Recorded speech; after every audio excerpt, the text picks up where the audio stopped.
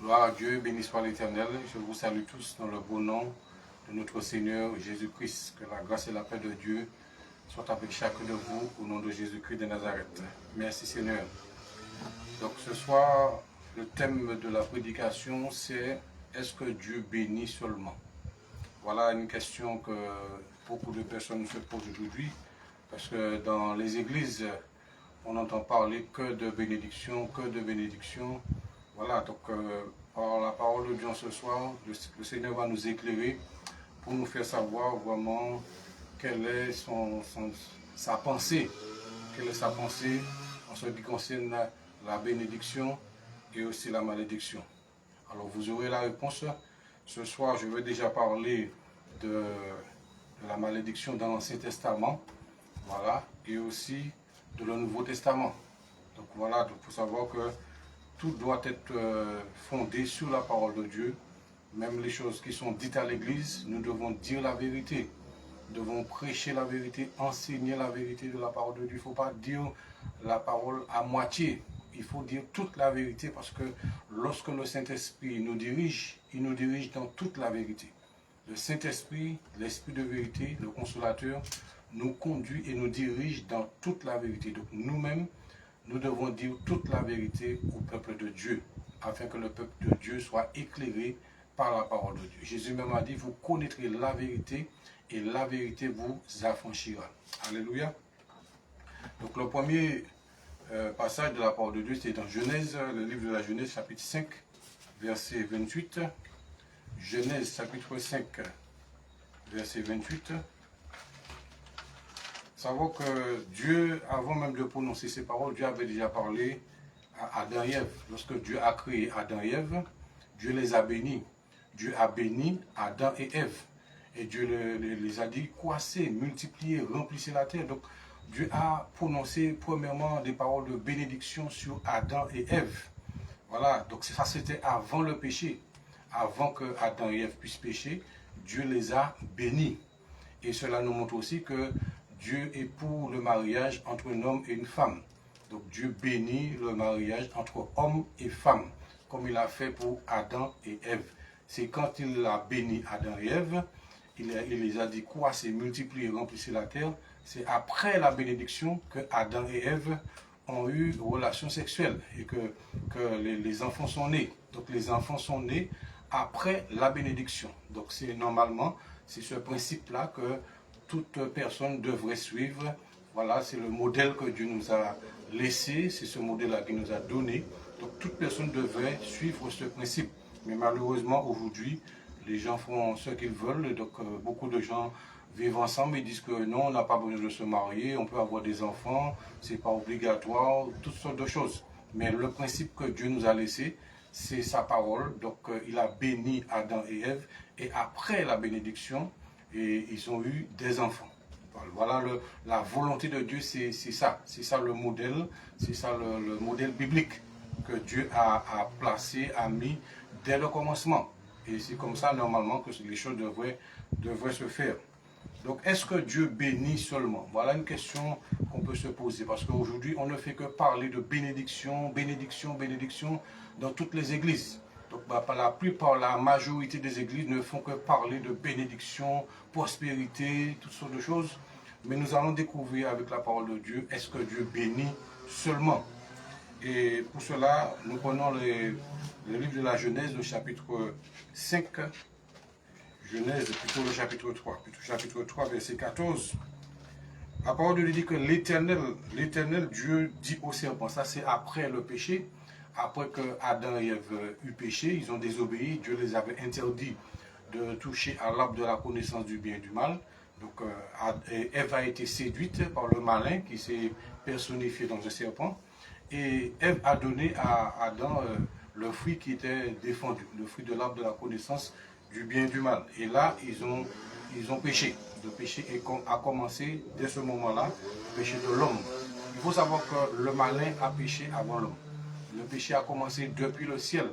Donc la première créature qui a péché, c'est le diable, c'est le malin.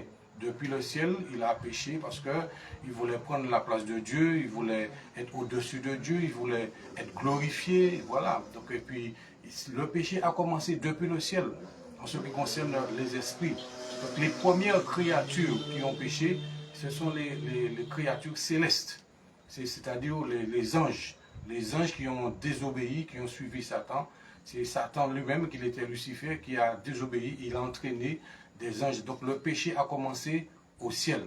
Et ensuite, le péché est venu sur la terre. Le diable, il a séduit Ève et qui a séduit Adam. Et puis là, ils ont péché. Donc le premier péché a commencé au ciel. Donc les premières créatures, ce n'est pas l'homme, mais c'est les esprits, c'est les anges qui ont péché premièrement. Et ensuite, l'homme a péché ensuite à cause de la séduction du malin. Donc, la parole dans Genèse chapitre 3, verset 14, l'Éternel Dieu dit au serpent, il dit au serpent, puisque tu as fait cela, tu seras maudit entre tout le bétail et entre tous les animaux des champs. Tu marcheras sur ton ventre et tu mangeras de la poussière tous les jours de ta vie. D'accord? Donc voilà, donc la première malédiction qui a été prononcée, ce n'est pas sur l'homme, mais c'est sur le serpent qui est la représentation du diable. Donc le serpent, c'est le malin, c'est le serpent ancien. Donc Satan est représenté comme le serpent. Même dans l'Apocalypse, il est parlé du serpent ancien. Donc il s'agit de Satan. Quand vous lisez dans l'Apocalypse, le serpent ancien, le dragon, il s'agit de Satan. Il s'agit de Satan. Donc la première personne, la première créature qui a été maudite, c'est le malin. C'est le malin, c'est lui parce que c'est lui qui a péché en premier. Donc c'est normal que ce soit lui qui puisse recevoir la première malédiction. Voilà, donc Dieu a maudit le malin, il a maudit le serpent. Et puis ensuite, le verset 17, il est écrit, il dit à l'homme, là Dieu parle à l'homme, Dieu parle à l'homme, mais il ne maudit pas l'homme. Vous voyez? Donc c'est pas, Dieu n'a pas maudit l'homme. Dieu parle à l'homme, il lui dit dans le verset 17, puisque tu as écouté la voix de ta femme et que tu as mangé de l'arbre au sujet duquel je t'avais donné cet ordre, tu n'en mangeras point. Le sol sera maudit. Voilà, le sol sera maudit à cause de toi. Donc deuxième malédiction, cela a été porté sur la terre, sur le sol. Donc première malédiction envers le malin, voilà, envers le serpent, le malin, le diable. Et deuxième malédiction envers la terre, le sol. Parce que normalement, l'homme ne devrait pas vraiment faire souffrir pour pouvoir manger. Parce que Dieu avait tout disposé pour que l'homme puisse manger tranquillement, sans transpirer.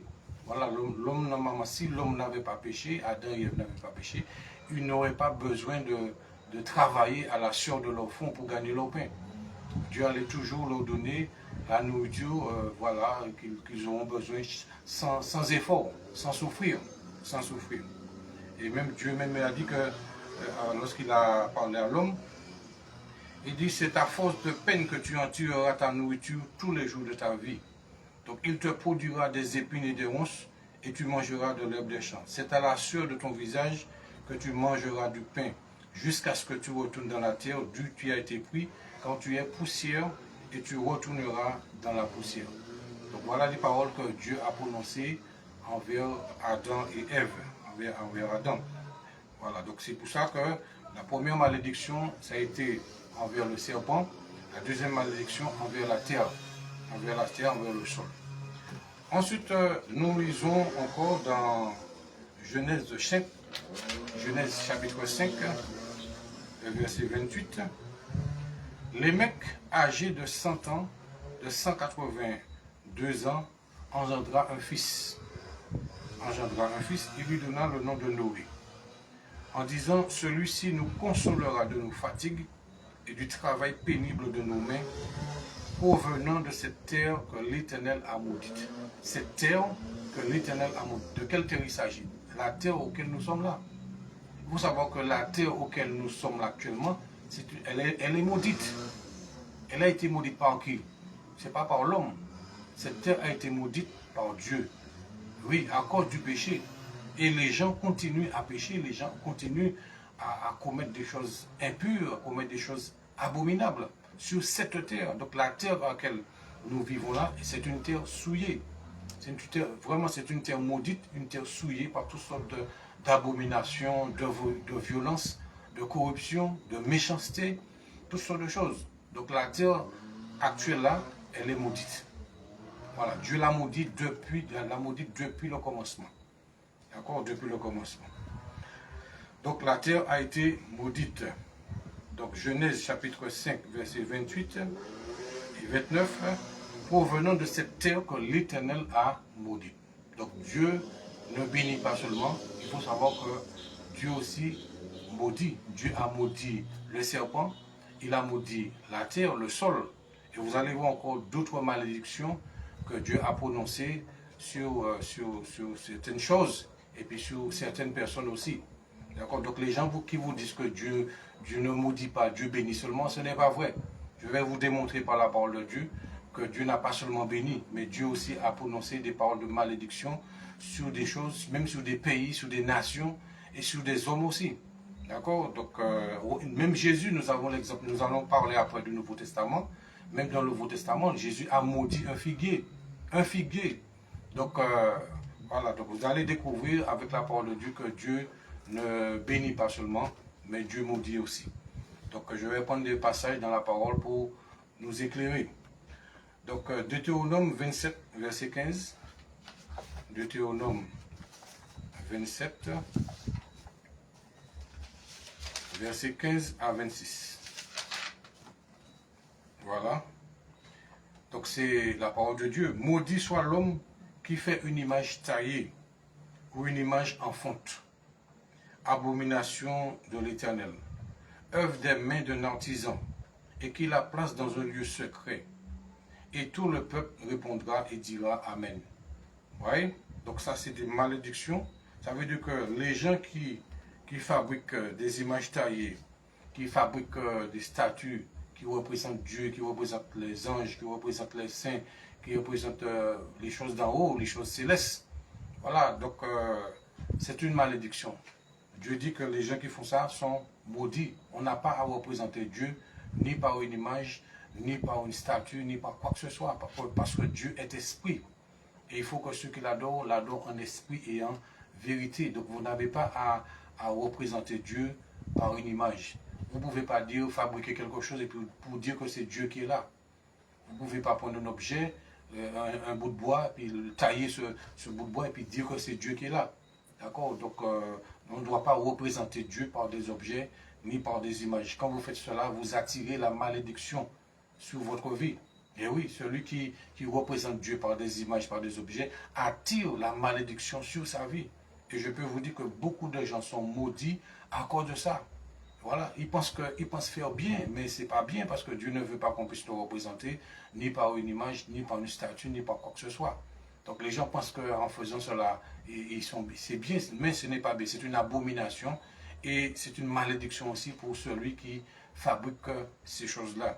Donc maudit soit l'homme qui fait une image taillée ou une image en fonte, abomination de l'Éternel, œuvre des mains d'un artisan, et qui la place dans un lieu secret. Et je peux vous dire qu'il y a des gens qui ont dans leur maison des choses abominables, qui ont dans leur maison des statues, de grandes statues de Jésus, de Marie, de saints. C'est une abomination. Dieu dit que les gens qui font ça sont maudits. C'est une malédiction. Quand vous avez des statues de Marie, de saints, de Jésus dans vos maisons, c'est une malédiction pour vous-même et pour votre maison, parce que cela est une abomination devant Dieu. C'est écrit, lisez bien dans Deutéronome chapitre 27, verset 15. Prenez ce passage, notez-le, Deutéronome chapitre 27, verset 15.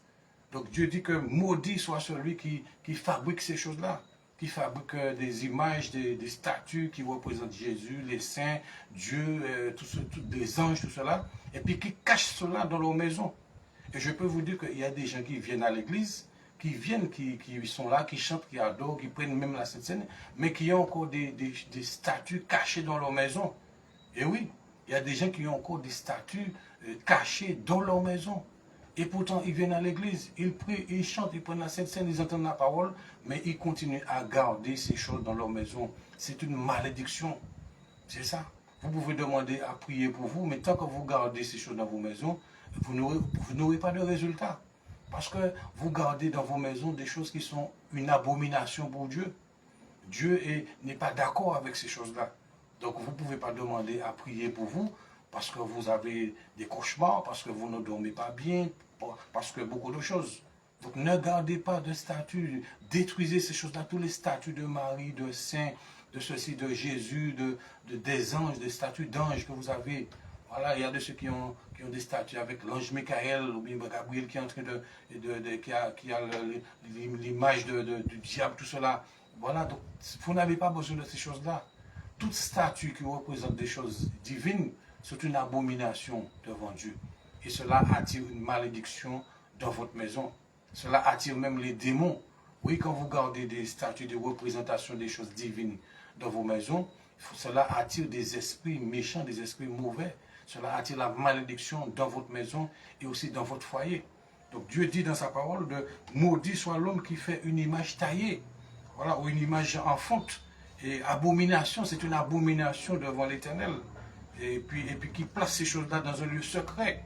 Oui, il y a des gens qui sont là et puis qui placent encore ces choses-là. Donc si vous avez ça dans vos maisons, débarrassez-vous de vos idoles, de vos statues, de vierges, de saints, de Jésus, tout cela, de Marie.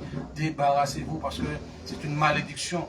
C'est une malédiction qui est là pour vous-même et puis pour vos familles aussi, pour votre maison. Dieu le dit dans Deutéronome 27, verset 15. Donc débarrassez-vous, détruisez ces choses. D'accord? Voilà, et tout le peuple répondra Amen. Le verset 16 dit, maudit soit celui qui méprise son père ou sa mère. Oui, c'est ça, c'est des malédictions. Aujourd'hui, les gens se permettent de mépriser leur mère, leur père. Donc toi qui maudis ton père ou ta mère, il faut savoir que tu attires la malédiction. La Bible dit, maudit soit celui qui méprise son père et sa mère. Qui méprise. Et tout le peuple dira Amen. Donc celui qui maudit, celui qui méprise son père et sa mère est maudit. Et oui, voilà. Donc si vous méprisez votre maman, si vous méprisez votre papa, même s'il est alcoolique, si ton père est un alcoolique, si ta mère c'est une prostituée, peu importe le mal que ta mère ou ton père ont commis, tu ne dois pas le mépriser. Quand tu commences à mépriser ton père et ta mère, tu es maudit. Voilà, c'est la malédiction que tu attires sur ta vie. Donc ne maudissez pas votre maman, ne méprisez pas votre maman, ne méprisez pas votre papa. Peu importe leur situation, peu importe leur état, peu importe la vie qu'ils ont menée ou la vie qu'ils mènent. Voilà, mais si ton père est en prison, si ta mère est en prison, ne méprise pas ta mère, ne méprise pas ton père. Si tu l'as fait, demande pardon à Dieu et demande pardon à ta maman et à ton papa. Voilà, il faut le faire. Il faut demander pardon à vos parents si vous les avez méprisés. Parce que mépriser les parents, ce n'est pas seulement les toiser ou bien les dire des choses, mais quand vous ne vous occupez pas de vos parents, c'est une manière de les mépriser. Oui, si tu ne t'occupes pas de ta mère qui a vieilli, ta mère et ton père qui a vieilli, si tu ne t'occupes pas de tes parents, tu es en train de le mépriser et tu attires la malédiction sur ta vie. Tu es maudit. Quand tu fais cela, tu es maudit. Si tu méprises ton père et ta mère, tu es maudit. Donc maudit soit celui qui méprise son père et sa mère. Et tout le peuple dira Amen. Ensuite il dit, maudit soit celui qui déplace les bornes de son prochain. Et tout le peuple dira Amen. Maudit soit celui qui fait égarer un aveugle dans le chemin. Vous imaginez quelqu'un qui est aveugle et puis vous égarez cette personne. Quand vous faites cela, Dieu vous considère comme quelqu'un de maudit. Quelqu'un qui est aveugle et puis vous le poussez à tomber dans un trou. Ça, vous êtes maudit quand vous faites ça. Vous êtes maudit. Vous n'êtes pas béni quand vous faites cela. N'attendez pas à être béni si vous poussez un aveugle dans un trou pour le faire tomber.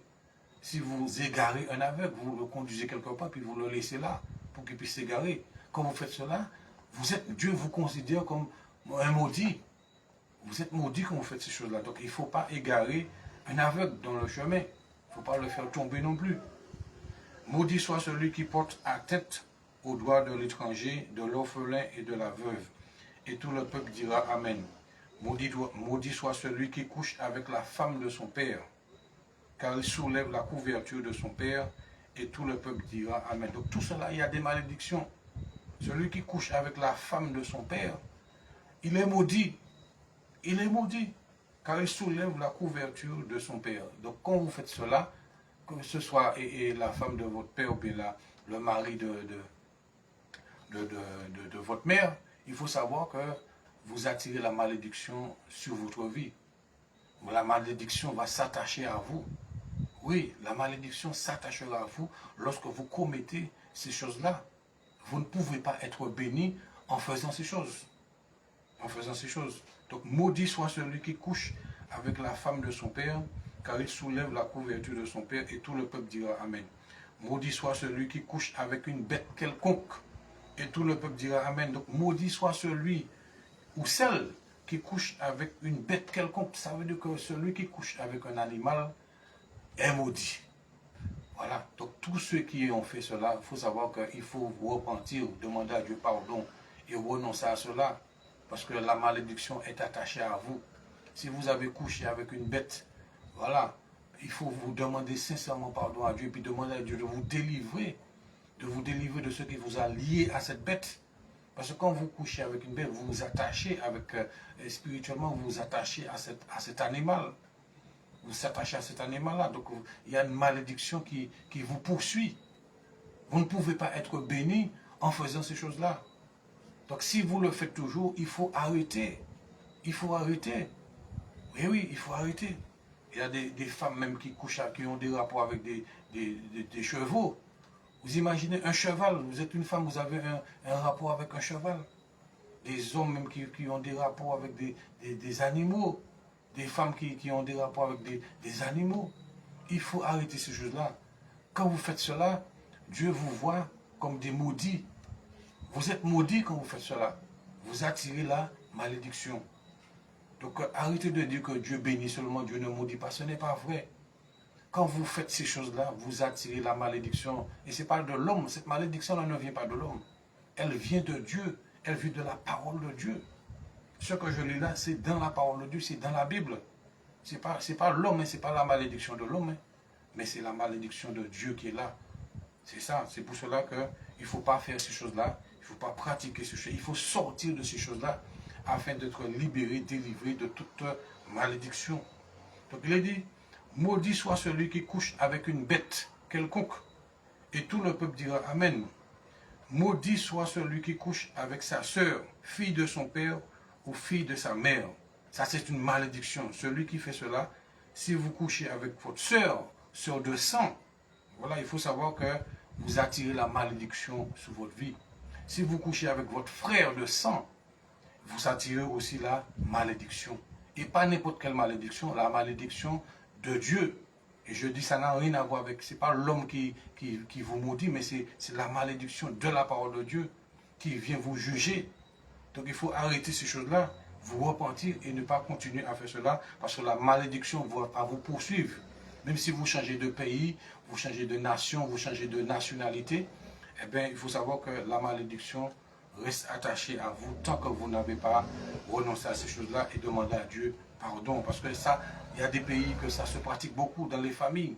Oui, il y a des pays, les gens couchent ensemble, entre familles, entre frères et sœurs, entre mère et fils, entre filles et mère et fils.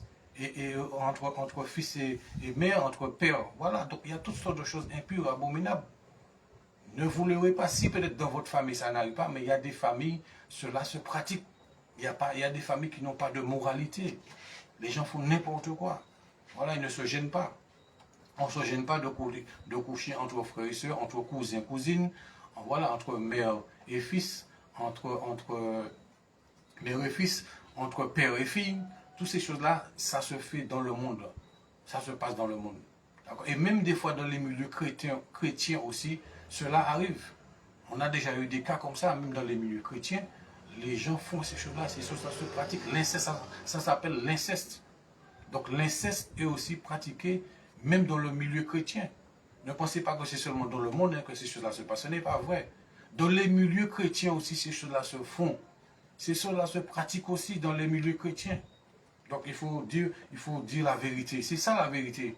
Et on n'entend pas ça dans les églises. On parle que de bénédiction, de Dieu béni, Dieu béni, Dieu béni. Oui, Dieu béni lorsque nous sommes dans l'obéissance. Si nous obéissons à la parole de Dieu, Dieu nous bénira, la bénédiction s'attachera à nous. Mais si on n'obéit pas, ce n'est pas la bénédiction qui va s'attacher à nous. D'accord? Donc c'est pour cela qu'il faut obéir à la parole de Dieu et renoncer à toutes ces choses. Il dit que maudit soit celui qui couche avec sa sœur, fille de son père ou fille de sa mère. Et tout le peuple dira Amen. Maudit soit celui qui couche avec sa belle-mère. Et tout le peuple dira Amen. Maudit soit celui qui frappe son prochain en secret. Et tout le peuple dira Amen. Donc c'est une malédiction. Celui qui frappe son prochain en secret, il est maudit. Donc si vous frappez votre prochain en secret, comme Caïn, il a tué Abel. Il a fait ça en secret. Il a attendu d'être quelque part avec Abel. Et il s'est jeté sur son frère par jalousie et par méchanceté. Et je peux vous dire que dans le monde où nous vivons, il y a beaucoup de gens qui sont morts comme cela. Voilà, on n'a pas trouvé leur agresseur. Il y a des gens qui tuent aussi en secret. Il faut savoir que tuer en secret, c'est pas seulement aller et puis prendre un couteau ou bien un fusil et puis faire du mal. Mais vous qui pratiquez la sorcellerie là, vous tuez aussi en secret. Vous êtes maudits. Et oui, je vous le dis en vérité. Vous qui pratiquez la sorcellerie à distance pour tuer les gens, vous êtes maudits. C'est ce que la parole dit. Maudit soit celui qui frappe son prochain en secret. Quand vous frappez les gens par la sorcellerie, vous êtes maudits. Mais bien sûr, c'est la parole de Dieu qui le dit et c'est la malédiction de Dieu qui est là. Dieu ne peut pas et Dieu ne va pas vous bénir pour cela. Voilà, vous ne serez pas bénis. Et le jugement de Dieu vous atteindra, tôt ou tard. Vous serez frappé par le jugement de Dieu, par la colère de Dieu, si vous ne vous repentez pas. Donc celui qui frappe son prochain en secret, que ce soit par la sorcellerie, que ce soit par la magie, que ce soit par une arme quelconque, lorsque vous frappez, si vous frappez quelqu'un et vous le tuez, ou vous le rendez malade, peu importe la manière que vous le faites, la parole de Dieu dit que vous êtes maudit. Maudit soit celui qui frappe son prochain en secret. C'est pour cela qu'il ne faut pas faire ces choses-là. Et je peux vous dire que beaucoup de gens frappent leur prochain en secret. Beaucoup de gens tuent à distance. Beaucoup de gens pratiquent la sorcellerie à distance pour tuer les gens. Il faut savoir que Dieu voit ces personnes-là. Toutes les personnes-là qui pratiquent la sorcellerie, même sur Facebook, ça pullule de marabouts. Sur Facebook, sur Facebook, il y a beaucoup de sorciers, de marabouts, de malfaiteurs qui se déguisent, voilà, qui prennent de faux profils pour pouvoir faire du mal aux gens, pour pouvoir séduire, pour pouvoir vraiment tromper les gens, pour pouvoir piéger même les gens. Sur Facebook, là, ça pullule de sorciers, de marabouts, de féticheurs, ça pullule beaucoup. Donc, si toi, tu es sorcier, il faut savoir que tu es marabout, tu es féticheur, tu frappes les gens en secret, à distance, de près, de loin, il faut savoir que tu es un homme maudit, tu es une femme maudite, et la colère de Dieu t'atteindra. Le jugement de Dieu te frappera. Voilà, Dieu va détruire tes œuvres, et tu peux même être détruit aussi si tu ne te repens pas. Donc, si vous entendez ce message aujourd'hui, vous tous les sorciers, les malfaiteurs, les féticheurs, vous qui vous déguisez sous de faux profils sur Facebook, sur Instagram ou bien TikTok, il faut savoir que si vous ne vous repentez pas, vous les sorciers, vous qui frappez les gens, et puis en secret, à distance, peu importe, hein, il faut savoir que vous êtes maudits et la colère de Dieu va vous frapper. Et oui, parce que Dieu vous connaît, Dieu sait où vous habitez, Dieu vous localise. Vous ne pouvez pas vous cacher devant Dieu. Et Dieu saura où vous trouvez. Et il saura vous frapper. Il saura aussi vous arrêter. C'est pour cela que repentez-vous avant qu'il ne soit trop tard. Parce que la malédiction est attachée à vous. Vous qui frappez les gens en secret, voilà, pour les tuer, pour les faire mourir, pour les rendre malades, pour les faire perdre des choses, peu importe l'objectif que vous avez pour pouvoir frapper les gens par la sorcellerie, d'une manière ou d'une autre, il faut savoir que la malédiction de Dieu est attachée à vous. Donc vous devez vous repentir, demander à Dieu pardon sincèrement, et puis vraiment que Dieu puisse vous délivrer, que vous soyez délivrés. Donc maudit soit celui qui frappe son prochain en secret. Et tout le peuple dira Amen. Donc je le répète, maudit soit celui qui frappe son prochain en secret. Ce n'est pas un homme qui a parlé là, c'est Dieu qui parle par son serviteur Moïse. Donc ce n'est pas un homme quelconque. Donc arrêtez de dire que Dieu Dieu ne maudit pas, Dieu bénit seulement. Ce n'est pas vrai, c'est un mensonge. Si vous êtes dans une église et puis le pasteur vous dit que Dieu ne maudit pas, Dieu bénit seulement, ce n'est pas vrai. Fuyez, sortez de là. Ce n'est pas vrai. D'accord? Dieu prononce des bénédictions, mais Dieu prononce aussi des malédictions. Voilà, parce qu'il est Dieu. Donc ce n'est pas vrai, les gens qui vous disent que Dieu bénit seulement, ce n'est pas vrai. Dieu aussi maudit, et nous allons voir plus tard aussi, même au jour du jugement, le Seigneur dira à ceux qui seront à sa gauche, allez, maudits, vous qui êtes maudits, allez dans le feu éternel. Donc voilà, donc on ne peut pas dire que Dieu ne maudit pas. D'accord, voilà, même quand Jésus parlait pour les pharisiens, tout cela, il disait malheur à vous, malheur. Ça, ce n'est pas des bénédictions. Ça, c'est des paroles de malédiction que Jésus prononçait sur les hypocrites. Sur les hypocrites, des gens qui se croyaient justes, qui se croyaient parfaits et qui se permettaient de mépriser les gens. Voilà, qui se permettaient de mépriser ceux qui n'avaient pas la connaissance qu'ils avaient. Donc vous allez voir, pour la deuxième partie, je vais parler des malédictions qui sont aussi prononcées dans le Nouveau Testament. Pour le moment, nous sommes dans l'Ancien Testament. Donc, Deutéronome 27, verset 24, « Maudit soit celui qui frappe son prochain en secret. » Et tout le peuple dira Amen. « Maudit soit celui qui reçoit un présent pour répandre le sang de l'innocent. » Et tout le peuple dira Amen. Vous voyez ça? Maudit soit celui qui reçoit un présent. Ça veut dire que vous ne devez pas accepter de l'argent de la main de quelqu'un pour tuer quelqu'un. Vous êtes maudit quand vous faites cela. Non seulement la personne qui vous donne l'argent, elle est maudite, mais vous qui prenez, qui acceptez l'argent pour tuer quelqu'un, pour faire du mal à quelqu'un, vous aussi, vous êtes maudit. C'est la parole de Dieu qui le dit. Si vous acceptez, si vous prenez l'argent dans la main de quelqu'un pour tuer quelqu'un, que la personne soit innocente ou coupable, vous n'avez pas le droit de faire ces choses-là. Quand vous tuez quelqu'un, et vous prenez l'argent pour pouvoir tuer quelqu'un, faire du mal à quelqu'un, de près ou de loin, la malédiction s'attache à vous. La malédiction de l'Éternel vous atteindra. Non seulement sa malédiction, mais son jugement, sa colère vous atteindra où que vous êtes sur la terre. Dieu sait vous localiser. Il sait où vous êtes. Voilà, vous pouvez vous cacher aux yeux des hommes, vous pouvez échapper à la justice des hommes, mais vous ne pouvez pas échapper à la justice de Dieu. Vous ne pouvez pas. Où que vous iriez sur la terre, Dieu saura vous localiser pour vous juger, pour vous frapper, parce que Dieu n'est pas d'accord avec ces choses-là. Recevoir un présent pour répandre le sang de l'innocent. Donc vous n'avez pas à faire ces choses-là, prendre de l'argent dans la main de quelqu'un pour tuer quelqu'un, pour faire du mal aux autres. Dieu dit que celui qui fait ça, il est maudit. Et il est maudit. Donc tout le peuple dira Amen. Donc maudit soit celui qui n'accomplit pas, qui n'accomplit point les paroles de cette loi et qui ne les met point en pratique. Et tout le peuple dira Amen. Donc lorsqu'on n'accomplit pas les paroles de la parole de Dieu, voilà, lorsqu'on ne les met pas en pratique, ça aussi ça attire aussi la malédiction. Donc il faut faire attention. Donc Deutéronome 28, verset 28, on va aller pour le verset premier. Voilà. Je vais lire rapidement. Vous allez voir la différence qu'il y a entre la bénédiction et la malédiction. Dieu bénit d'un côté, mais Dieu aussi maudit. Donc arrêtez, vous qui êtes pasteur, vous qui êtes, je ne sais pas, peu importe, arrêtez de dire aux gens que Dieu bénit seulement. Ce n'est pas vrai. Dieu ne bénit pas seulement. D'accord? La bénédiction même est attachée à une condition. Donc même pour être béni, il y a des conditions pour pouvoir être béni. Et voici les conditions. Dans Deutéronome 28, chapitre, verset 1er. Si tu obéis à la voix de l'Éternel ton Dieu en observant et en mettant en pratique tous ces commandements que je te prescris aujourd'hui, l'Éternel ton Dieu te donnera de la supériorité sur toutes les nations de la terre. Voici toutes les bénédictions qui se répandront sur toi et qui seront ton partage lorsque tu obéiras à la voix de l'Éternel, ton Dieu. Beaucoup de gens veulent être bénis, mais ne veulent pas être obéis. Ne veulent pas obéir. On ne veut pas obéir, mais on veut être béni. Quel genre de bénédiction? Quel genre de bénédiction vous attend si vous n'obéissez pas, et puis à l'évangile de Christ, si vous n'obéissez pas à la parole de Dieu, quel genre de bénédiction que vous allez recevoir? Donc, il est dit que, qui seront ton partage lorsque tu obéiras à la voix de l'Éternel, ton Dieu. Tu seras béni dans la ville, tu seras béni dans les champs, le fruit de tes entrailles, le fruit de ton sol, le fruit de tes troupeaux, les portées de ton gros et de ton menu bétail. Voilà.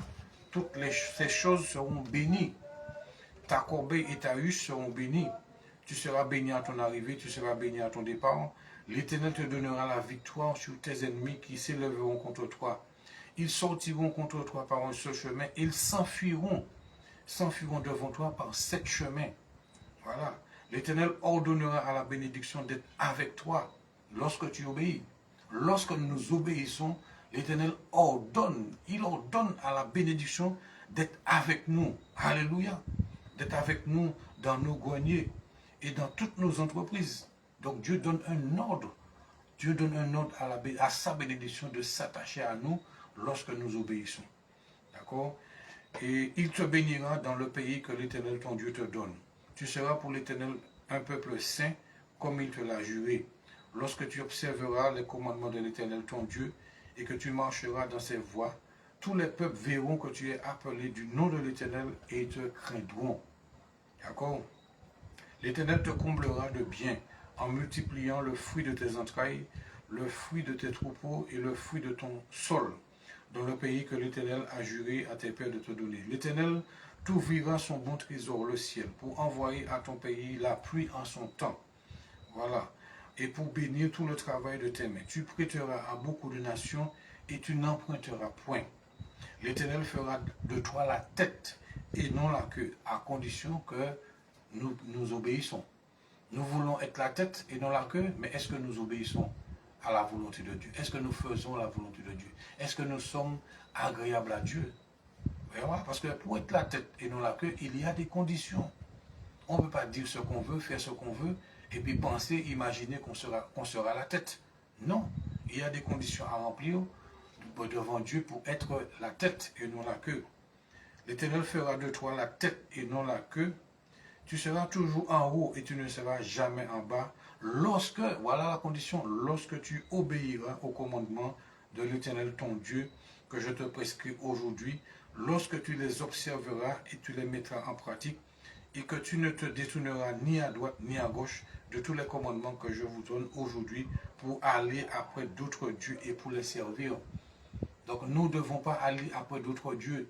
Et nous ne devons pas servir d'autres dieux que le vrai Dieu vivant et vrai, le créateur du ciel et de la terre. C'est ce Dieu-là que nous devons servir. Ne servez pas d'autres dieux. C'est le créateur du ciel et de la terre, c'est lui que nous devons servir. Voilà. Parce que si vous servez d'autres dieux, si vous allez après d'autres dieux pour les servir, il y a le Dieu de ceci, le Dieu de cela, le Dieu de toutes sortes de dieux, eh bien, vous attirez la malédiction de Dieu sur votre vie. Vous attirez la malédiction sur vous. Et ce que vous faites, vous mettez vous-même en abomination à l'Éternel. Même Jésus a dit que tu serviras l'Éternel, ton Dieu, lui seul, et tu l'adoreras. Donc, n'adorez pas d'autre Dieu que le vrai Dieu. Voilà, ne servez pas d'autre Dieu que le vrai Dieu, créateur du ciel et de la terre. Voilà, et il a dit, Jésus m'a dit, je leur ai fait connaître ton nom, celui que tu m'as donné.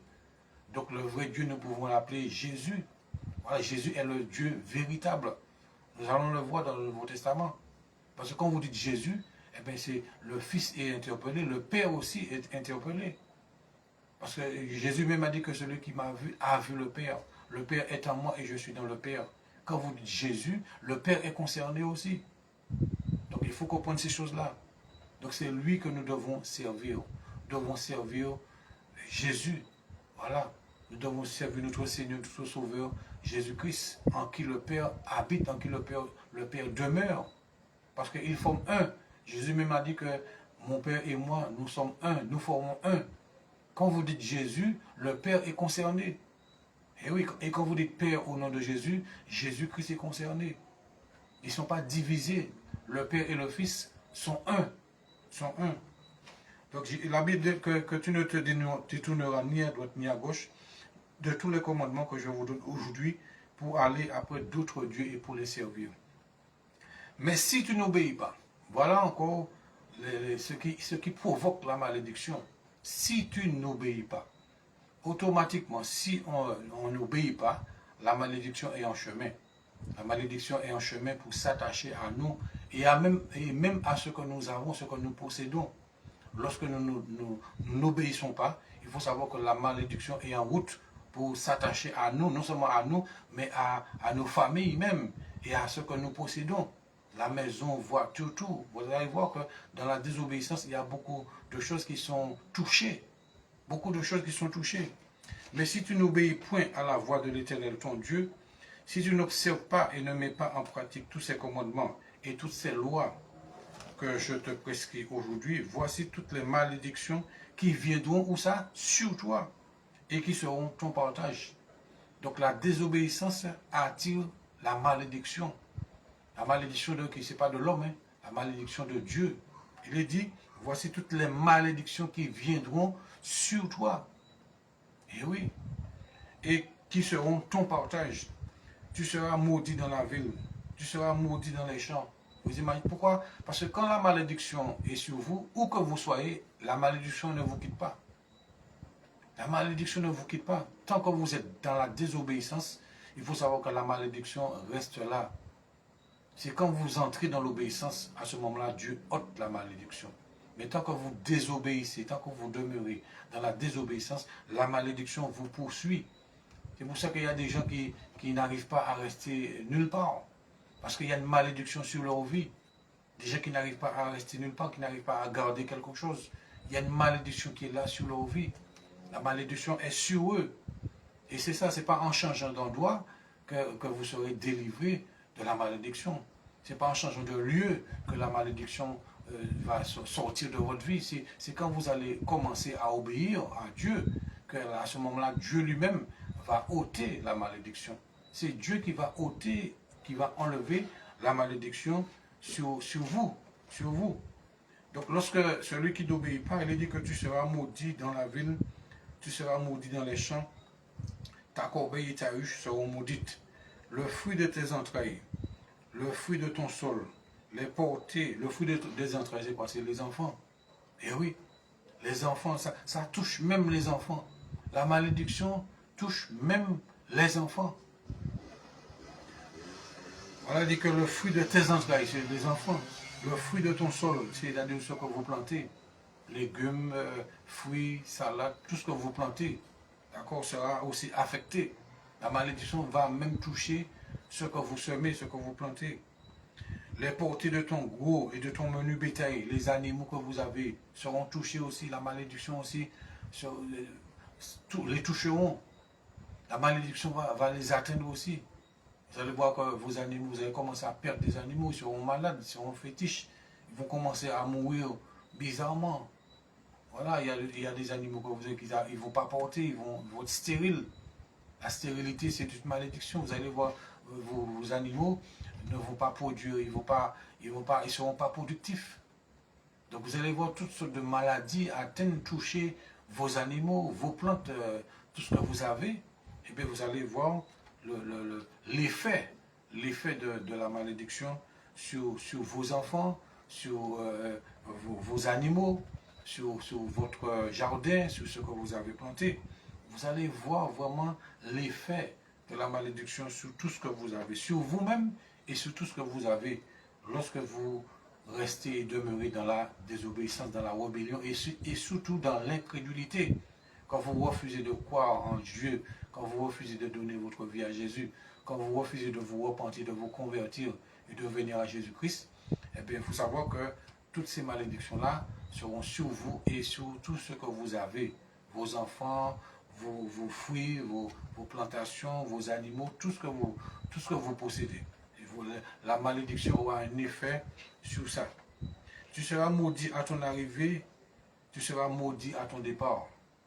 L'Éternel enverra contre toi la malédiction, le trouble et la menace au milieu de toutes les entreprises que tu feras. Vous imaginez? L'Éternel, qui est-ce qui envoie? L'Éternel, lisez bien la Bible. Hein. Ce n'est pas un homme. Hein.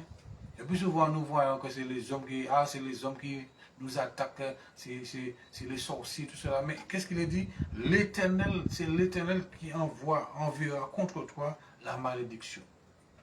Vous voyez? Donc c'est l'Éternel qui enverra contre toi la malédiction. Donc arrêtez de croire que c'est toujours les hommes, c'est votre voisin, votre voisine.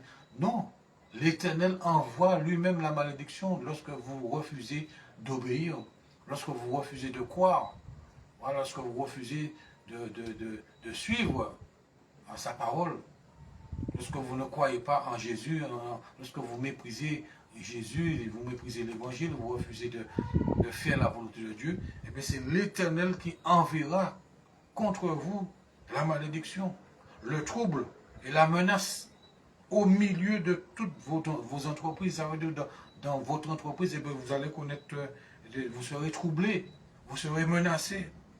Voilà, dans tout ce que vous allez entreprendre, cela sera accompagné de troubles, de menaces.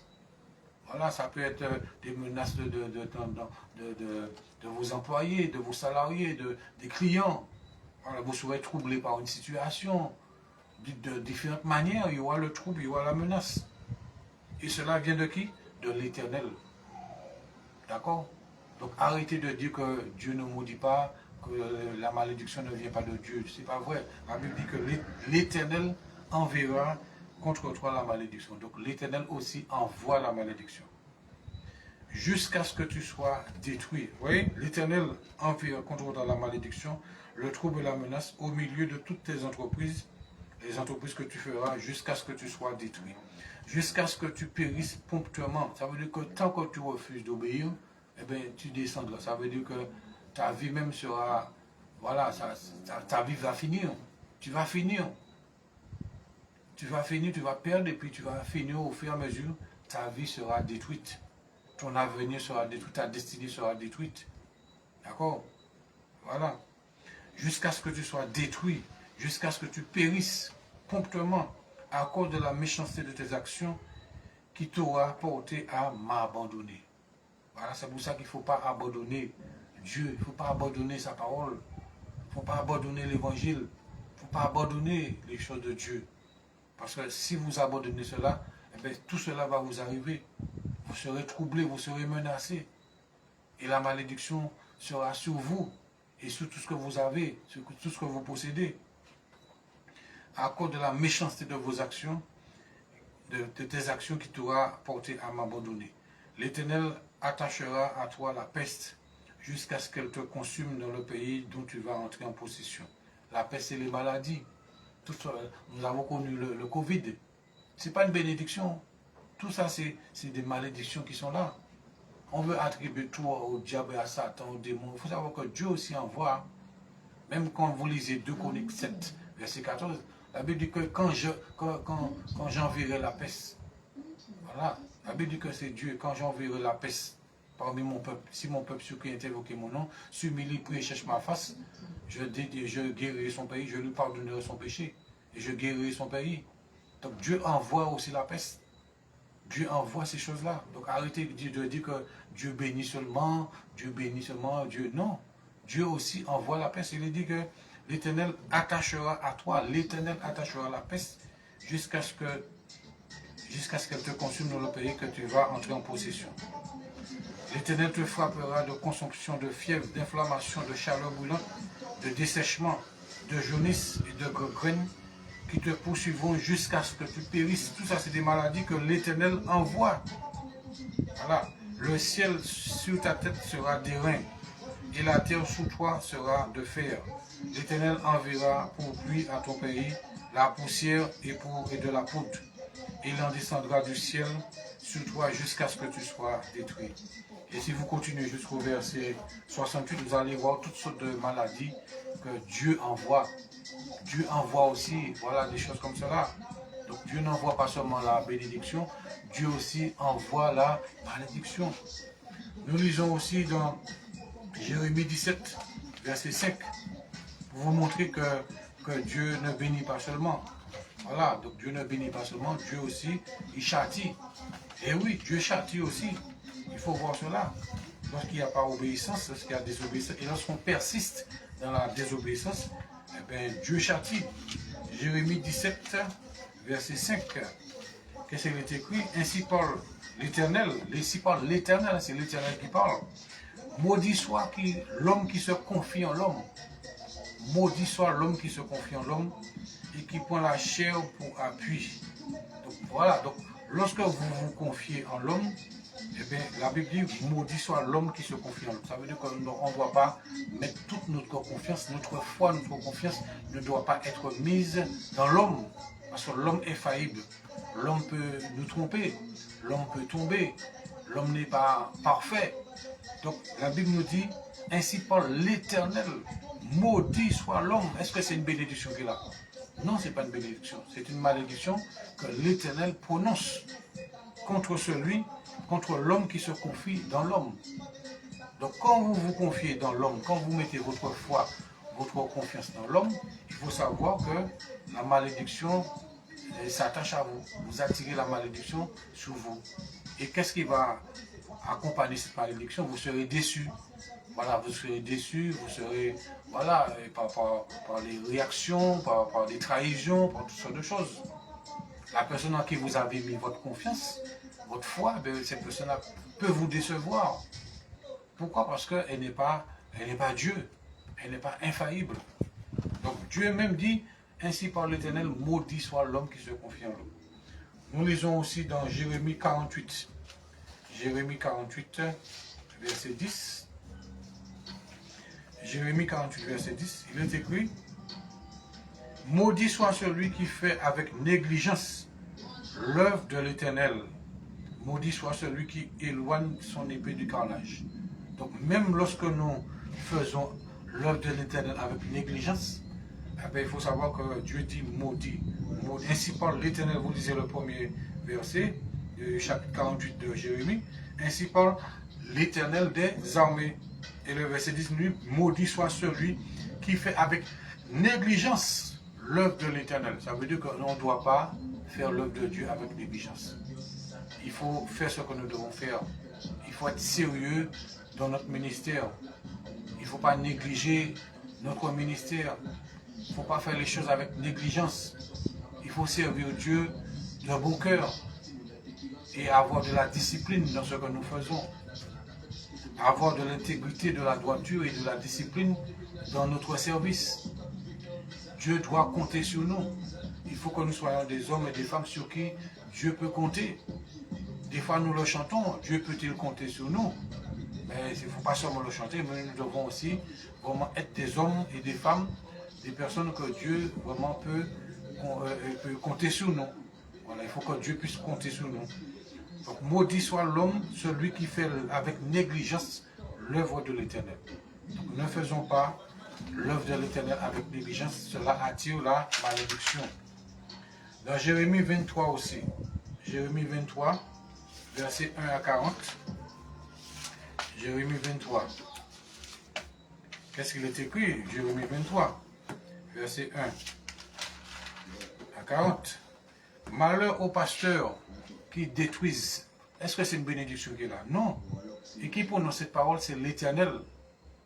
Donc je le répète, arrêtez de dire que Dieu ne bénit seulement. Non, Dieu aussi maudit. Dieu aussi envoie non seulement la bénédiction, mais Dieu aussi envoie la malédiction. Donc Dieu ne bénit pas seulement, mais Dieu maudit aussi. D'accord? Malheur aux pasteurs qui détruisent et qui dispersent le troupeau de mon pâturage. Dit qui? Dit l'Éternel. C'est l'Éternel qui parle là. Malheur aux pasteurs qui détruisent et qui dispersent le troupeau de mon pâturage. Donc le pasteur, l'homme soi-disant homme de Dieu, femme de Dieu, qui détruit les âmes par leur méchanceté, par la sorcellerie, par le vaudou, par les fétiches, par la tromperie, par les fausses doctrines, par les faux enseignements, par les faux miracles. Voilà, les faux miracles, les fausses guérisons, par les faux parlants en langue, les fausses prophéties. Tout cela, c'est là-dedans. Malheur, voilà, aux pasteurs, aux bergers, qui détruisent et qui dispersent le troupeau de mon pâturage. Ça veut dire les enfants de Dieu. Dieu dit malheur. La malédiction atteint, voilà, atteint et s'attache, vient sur les pasteurs, les serviteurs, les servantes et les serviteurs de Dieu qui détruisent les âmes. Et je dirais même, est-ce que c'est des serviteurs de Dieu? Parce que si vous détruisez les âmes, vous n'êtes pas serviteurs de Dieu. si vous détruisez les âmes par la sorcellerie, la magie, par les fausses prophéties, par les faux miracles, les fausses guérisons, les faux parler en langue, par le mensonge, voilà, vous n'êtes pas serviteur de Dieu. Vous ne servez pas Dieu. Vous ne servez pas Dieu parce que pasteur, ça ne veut pas dire simplement, ça ne veut pas dire forcément homme de Dieu. Hein. Pasteur, ça veut dire simplement berger. Pasteur veut dire leader, berger. Voilà, c'est comme un chef d'équipe, c'est un leader, c'est un berger. Mais ça ne veut pas dire homme de Dieu. Tout pasteur n'est pas homme de Dieu. Il faut savoir cela. Tout pasteur n'est pas serviteur de Dieu. Il y a des pasteurs qui sont serviteurs du diable. Le fait d'avoir un titre de pasteur ne veut pas dire que vous êtes un serviteur de Dieu. Pasteur veut dire simplement leader, veut dire simplement berger. Voilà, parce que le diable aussi, il a ses bergers. Et oui, Satan a ses bergers aussi. Pourquoi que, voilà, donc c'est pas seulement Dieu qui a ses bergers, le diable aussi, il a ses bergers, il a ses ministres. Le diable, il a aussi ses ministres qui se déguisent en pasteur. Voilà. Donc avoir le titre de pasteur ne veut pas dire que vous êtes un homme de Dieu, que vous êtes une femme de Dieu. Non. C'est simplement une responsabilité que vous avez au niveau des gens qui sont devant vous. Mais cela ne veut pas dire que vous êtes homme de Dieu et ou femme de Dieu, que vous êtes serviteur de Dieu ou servant de Dieu. Parce que si vous détruisez les âmes, si vous les dispersez, vous ne pouvez pas dire que vous êtes homme de Dieu. Même si vous êtes pasteur, vous êtes leader, vous êtes berger, mais vous n'êtes pas homme de Dieu. Vous n'êtes pas de Dieu. Vous n'êtes pas dirigé et conduit par l'Esprit de Dieu. Parce que Jésus est là pour rassembler. Jésus même a dit que celui qui ne rassemble pas avec moi, il disperse. Et celui qui n'est pas avec moi est contre moi. Donc vous ne pouvez pas dire que vous êtes avec Jésus et puis vous dispersez les âmes. Vous les détruisez par le mensonge, par les faussetés, par les fausses doctrines, par toutes sortes de pratiques bizarres. Non. Vous n'êtes pas homme de Dieu. Peut-être que vous êtes pasteur, vous avez un titre de pasteur, mais vous n'êtes pas homme de Dieu, vous n'êtes pas femme de Dieu, vous n'êtes pas de Dieu. C'est pour cela qu'au jour du jugement, Jésus vous dira que je ne vous ai jamais connu. Vous avez porté le titre de pasteur, de berger, de leader, mais vous n'étiez pas homme de Dieu. Vous n'étiez pas serviteur de Dieu. Vous ne serviez pas Dieu. Voilà, celui qui détruit les âmes qui les dispersent, n'est pas serviteur de Dieu.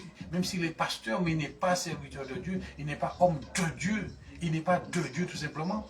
Il n'a pas l'Esprit de Dieu. Il n'est pas dirigé, conduit par le Saint-Esprit. Et la Bible dit que celui qui a l'Esprit de Dieu, il est enfant de Dieu. Celui qui n'a pas l'Esprit de Christ ne lui appartient pas. Celui qui est de Dieu est conduit par l'Esprit de Dieu.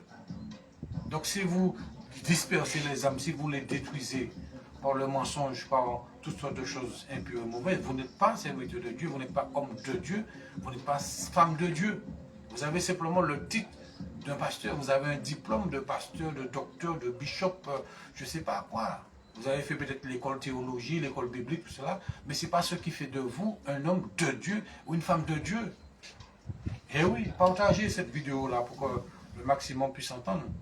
Ce n'est pas l'école théologique qui fait de vous une femme de Dieu. Ce n'est pas un diplôme qui fait de vous un homme de Dieu ou une femme de Dieu. C'est l'Esprit de Dieu, c'est le Saint-Esprit en vous et avec vous qui fait de vous un homme de Dieu et une femme de Dieu.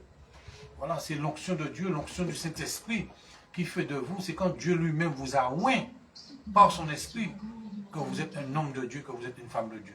Ce n'est pas un diplôme qui fait de vous un homme de Dieu. Même si vous êtes pasteur, mais pasteur, ça veut dire simplement berger, ça veut dire simplement leader, ça veut dire responsable. Donc arrêtez de croire que vous êtes un homme de Dieu parce que vous êtes pasteur. Non. C'est quand vous avez l'Esprit de Dieu et quand vous avez de l'amour dans votre cœur pour les âmes, quand vous aimez les gens, voilà, quand vous leur faites du bien, quand vous les respectez, quand vous avez de la compassion pour les âmes, pour les malheureux, pour toutes sortes de personnes, vous avez de l'amour, de la compassion, le pardon, vous pardonnez. D'accord? Vous n'agissez pas, vous n'avez pas de méchanceté en vous. D'accord? C'est quand vous êtes simplement dirigé, conduit par le Saint-Esprit, que vous êtes réellement un homme de Dieu, même si vous n'avez pas le titre de pasteur. Et oui, Même si vous n'avez pas le titre de pasteur, de bishop, d'archevêque, de docteur en théologie, mais quand vous êtes conduit et dirigé par le Saint-Esprit, vous êtes réellement un homme de Dieu, une femme de Dieu. Même si vous n'avez pas de titre, même si vous n'avez pas de diplôme. Parce qu'aujourd'hui, dans les églises, on reconnaît les gens seulement avec leur diplôme. On reconnaît un homme de Dieu parce qu'il a un diplôme de pasteur. Non. On reconnaît un homme de Dieu par l'amour qu'il a pour les âmes, par la compassion qu'il a pour les âmes, par l'Esprit de Dieu qui l'anime, qui le dirige. C'est là qu'on voit la manifestation du fruit de l'Esprit Saint. C'est qu'on voit vraiment le caractère de Christ en lui. Il a l'amour, la paix, la joie, la douceur, la maîtrise de soi, la fidélité. Tout cela, on voit vraiment les qualités du Saint-Esprit. On voit le caractère de Christ. Il est humble, il est doux, il est humble de cœur. Voilà. Il y a des signes, on voit vraiment le caractère de Jésus à travers lui. Donc ce n'est pas le fait d'avoir un titre de pasteur, de docteur, d'évangéliste, de prophète ou d'apôtre sur un papier qui fait de vous un homme de Dieu, une femme de Dieu. Non. C'est le Saint-Esprit en vous, avec vous. Et c'est l'onction, l'appel de Dieu. L'onction de Dieu qui fait de vous un homme de Dieu et une femme de Dieu. Même si vous n'avez pas de titre. Même si vous n'avez pas de diplôme. D'accord? Donc, la parole de Dieu nous dit, malheur aux pasteurs, aux bergers, qui détruisent et dispersent le troupeau de mon pâturage. D'accord? C'est pourquoi ainsi parle l'Éternel, le Dieu d'Israël, sur les pasteurs, les bergers, les responsables, voilà, les leaders qui pèsent mon peuple. Vous avez dispersé mes brebis, vous les avez chassés. Et oui, il y a des brebis qui ont... Même moi, j'ai subi ça. Moi-même, j'ai été chassé d'une église. Parce que j'ai voulu défendre la vérité. Comment vous chassez quelqu'un qui est pour la vérité? Moi, je ne comprends pas. Ça veut dire que vous n'êtes pas un homme de Dieu.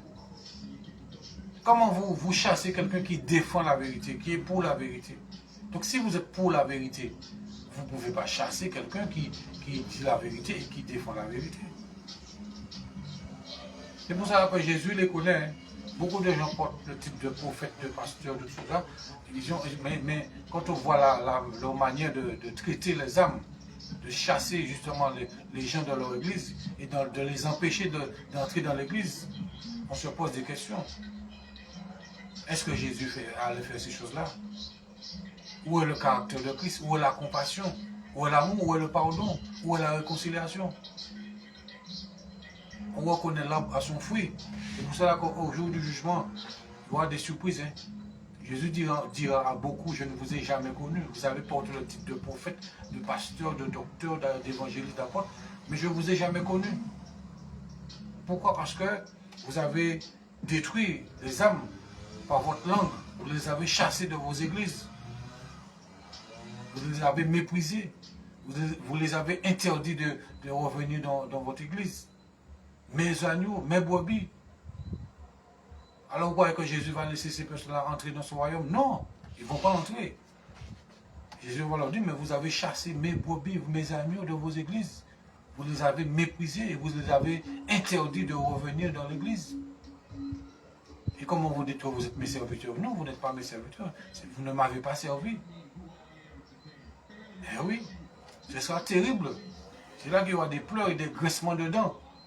Des gens qui ont cru servir Dieu, mais ils ne servaient pas Dieu pendant toute leur vie. Mais ils ne servaient pas Dieu. Quand vous pratiquez la méchanceté envers les âmes, quand vous les chassez, vous les maltraitez, vous les méprisez, vous n'êtes pas de Dieu. Vous n'êtes pas serviteur de Dieu, même si vous avez le titre de... Peu importe le titre que vous avez, mais quand vous méprisez les agneaux, les brebis du Seigneur, vous les détruisez, vous les dispersez, vous les chassez de vos églises, vous n'êtes pas homme de Dieu, vous n'êtes pas femme de Dieu. Voilà. Et Jésus vous dira, je ne vous ai jamais connu.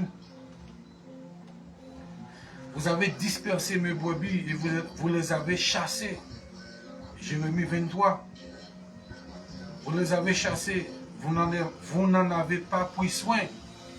Donc quand vous faites ces choses-là, vous ne pouvez pas dire que vous êtes un homme de Dieu. Vous n'êtes pas un homme de Dieu, vous n'êtes pas un serviteur de Dieu, vous n'êtes pas dirigé, conduit par le Saint-Esprit. Le Saint-Esprit qui est un esprit d'amour. Un esprit d'amour, un esprit de force et de sagesse. Vous n'avez pas d'amour, vous n'avez pas de sagesse en vous pour pouvoir faire ces choses-là. Chasser les brebis du Seigneur, les détruire. N'avoir pas pris soin. Vous n'avez pas pris soin des âmes. Non, vous n'êtes pas homme de Dieu, vous n'êtes pas femme de Dieu. Voilà, c'est pour ça qu'il faut faire attention à ça. Les gens qui ont le titre, qui prennent leur diplôme de pasteur là, ils disent que oh, j'ai 20 ans, ceci, j'ai 30 ans, 50 ans de ministère. Ce n'est pas le nombre d'années de ministère, ce n'est pas ça qui va vous sauver. Vous pouvez avoir 50 ans, 100 ans de ministère, mais si vous avez détruit les âmes, si vous les avez dispersés, si vous les avez méprisés, rejetés, chassés de vos églises, voilà. Si vous avez abusé sexuellement des âmes, voilà, des brebis du Seigneur, qu'est-ce que Jésus vous dira au jour du jugement? Et si vous ne vous êtes pas repenti de ces choses-là, vous voulez rester sur votre position, vous croyez que vous avez raison, vous n'allez pas entrer au ciel. Il y a des hommes qui ont quitté l'évangile, qui ont quitté l'église, à cause de ces bergers-là, de ces leaders-là, de ces faux pasteurs, de ces faux serviteurs de Dieu. Voilà, un serviteur de Dieu, un homme de Dieu va toujours chercher à faire du bien aux âmes. En parole comme en action. Il va toujours rechercher le bien de l'âme. Il va toujours chercher le bien-être de la brebis du Seigneur. Il va toujours prendre soin de la brebis du Seigneur. Voilà, il a un cœur de berger, il a le cœur du bon berger, pas n'importe quel berger, parce que tous les bergers ne sont pas bons. Donc tous les pasteurs ne sont pas de bons pasteurs. Eh oui, c'est pas parce que quelqu'un a le titre de pasteur que c'est un bon pasteur. Le fait d'être pasteur ne veut pas dire que tu es un bon pasteur, parce qu'il y a de bons pasteurs, mais il y a de mauvais pasteurs. À partir du moment que tu détruis les âmes, que tu les disperses, que tu ne prends pas soin des âmes, tu n'es pas un bon pasteur. Tu es un pasteur, mais tu n'es pas un bon pasteur. Donc ça veut dire que c'est les bons pasteurs qui seront sauvés. C'est les bons et fidèles serviteurs de Dieu qui seront sauvés. Ce sont ceux qui ont aimé les âmes, qui ont pris soin des âmes. Voilà. Qui seront sauvés, qui seront honorés, glorifiés avec Jésus. Mais si vous avez chassé les gens, vous les avez méprisés, voilà, vous les avez interdits de revenir dans vos églises, vous les avez humiliés, méprisés, rejetés, dénigrés, calomniés. Non, n'attendez pas à être reçu dans le royaume. Hein. Même si vous avez 50 ans de ministère, ce n'est pas ça qui va vous sauver. Ce n'est pas le nombre d'années de vos ministères qui va vous sauver. Mais c'est l'amour que vous avez montré aux saints. C'est ce que la Bible dit. L'amour que vous avez montré pour les âmes. C'est ça, pour Dieu, premièrement, et puis pour les hommes. C'est ça qui va vous sauver. Ah, lisez 1 Corinthiens 13. Vous pouvez faire toutes sortes de choses, mais si vous n'avez pas manifesté l'amour, si vous n'avez pas entretenu, gardé l'amour pour les âmes, vous ne serez pas sauvés. Donc ne vous vantez pas du nombre d'années que vous avez dans le ministère, ou bien de, voilà, j'ai 50 ans, j'ai 60 ans de ministère, j'ai 100 ans de ministère, c'est pas ça qui va vous sauver. D'accord? Donc, il est dit, vous n'en avez pas pris soin. Voici, je vous châtierai à cause de la méchanceté de vos actions, dit l'Éternel. Je vous châtierai, donc tous les pasteurs, les bergers, les leaders qui font ces choses-là seront châtiés. Et je peux vous dire, vaut mieux être châtié sur la terre, hein, et puis après pour être sauvé, que d'être châtié dans l'éternité. Parce que le châtiment sur la terre, c'est pour un temps. Dieu vous châtie pour vous amener à la repentance. Mais le châtiment qui est après la mort, c'est un châtiment éternel. Là, il n'y a plus de retour. Là. Donc c'est pour cela qu'il vaut mieux être châtié maintenant sur la terre pour nous amener à nous repentir, à nous humilier et à obtenir le pardon de Dieu. Parce que si vous êtes châtié après, en quittant la terre, eh bien, ce châtiment-là, eh après c'est la condamnation, c'est le feu, c'est l'enfer. Donc il vaut mieux être châtié maintenant. Voilà, même la Bible dit, ne méprisez pas la correction, le châtiment de l'Éternel. Acceptez d'être châtié maintenant. Acceptez de souffrir maintenant pour être sauvé après, pour l'éternité. Voilà. Mais surtout, prenez soin des âmes. Si vous dites que vous êtes un bon pasteur, eh bien, prenez, aimez les âmes. Ne chassez pas les brebis du Seigneur de vos églises. Même ceux qui ont péché, ne les chassez pas. D'accord? Manifestez la miséricorde, la compassion envers les âmes qui ont péché. Ne les rejetez pas, ne les méprisez pas, ne les chassez pas de vos églises. Parce que Dieu va vous châtier pour ces choses-là. C'est ça.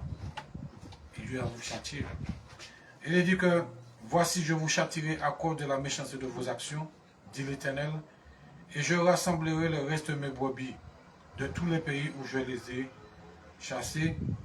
Je les ramènerai dans leur pâturage. Elles seront fécondes et multiplieront. J'établirai sur elles des pasteurs qui les paîtront. Voilà. Elles n'auront plus de crainte, plus de terreur. Et il n'en manquera aucune, dit l'Éternel. D'accord? Donc Dieu lui-même, il va choisir les pasteurs qui vont vraiment prendre soin de ses brebis et de ses agneaux. Voilà, c'est ce que le Seigneur est en train de faire.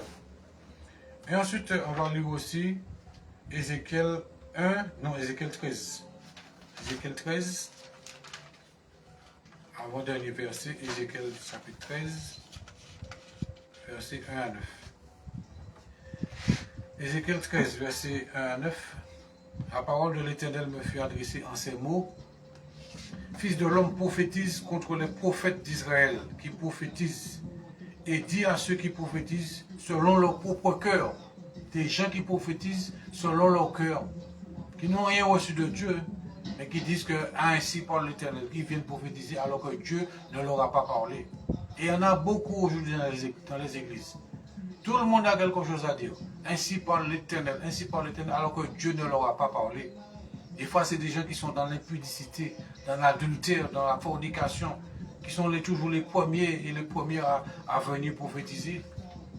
Des gens qui vivent dans le péché, dans l'impudicité, qui sont toujours, je ne dis pas que tous sont comme ça, mais il y en a beaucoup qui vivent mal, qui vivent dans le désordre et qui veulent toujours prendre le micro pour prophétiser.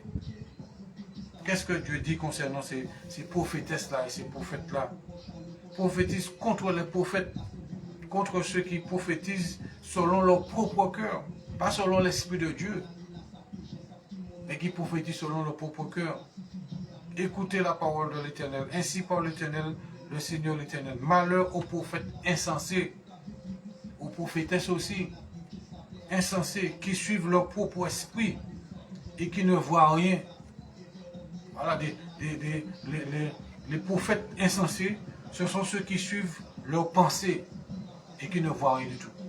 Ils suivent simplement leurs pensées, mais ils ne sont pas conduits et dirigés par le Saint-Esprit. Il y a même des soi-disant prophètes qui travaillent avec l'esprit de Python. Il y a des prophètes, il y a beaucoup aujourd'hui de soi-disant prophètes qui opèrent avec les esprits. Et les esprits les révèlent les choses qui sont dans la vie des gens.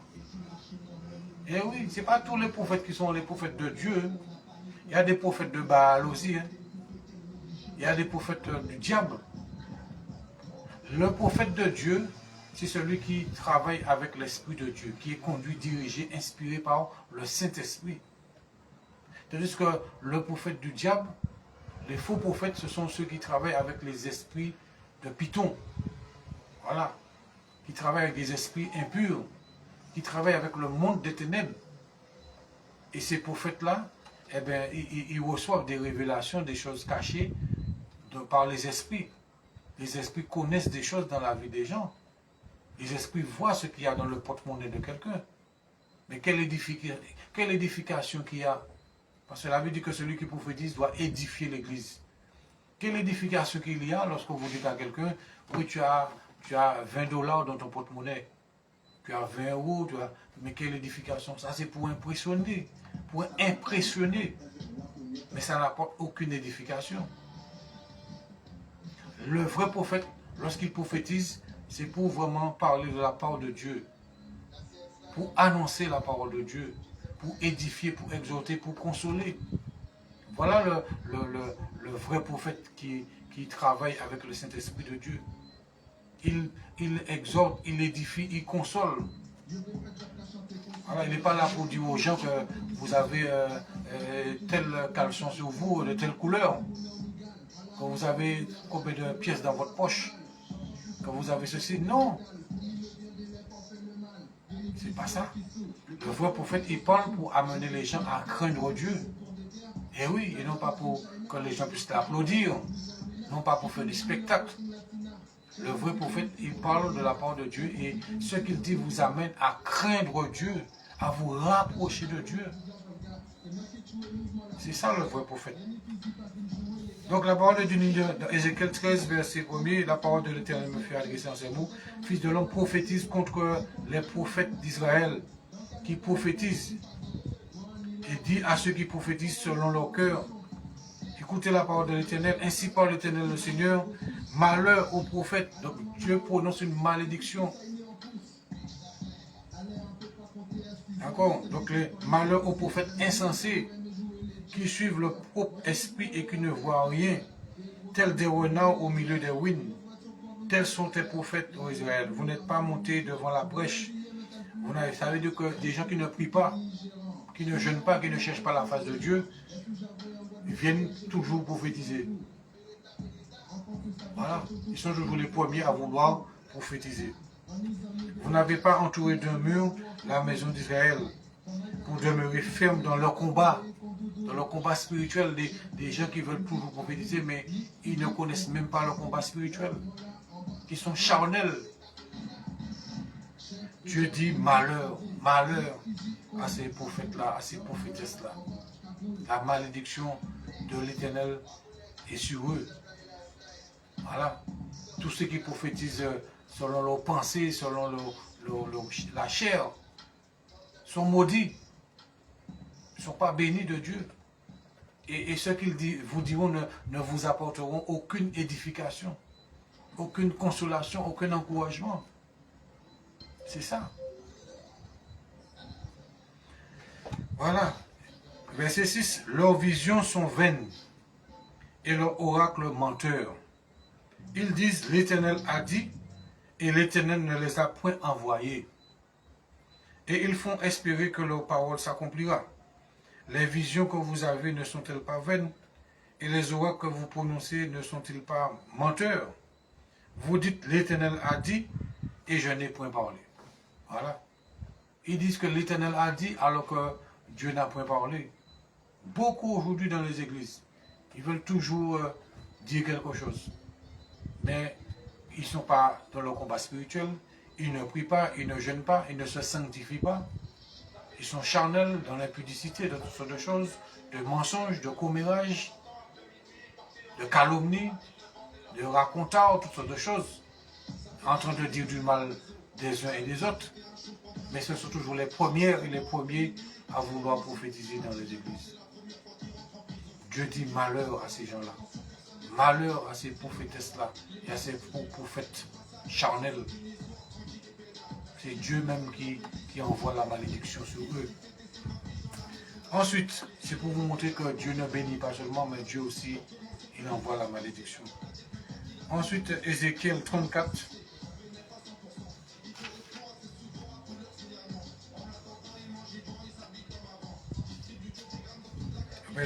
Avant même, je vais continuer. Le verset 8. Vous dites, l'Éternel a dit et je n'ai point parlé.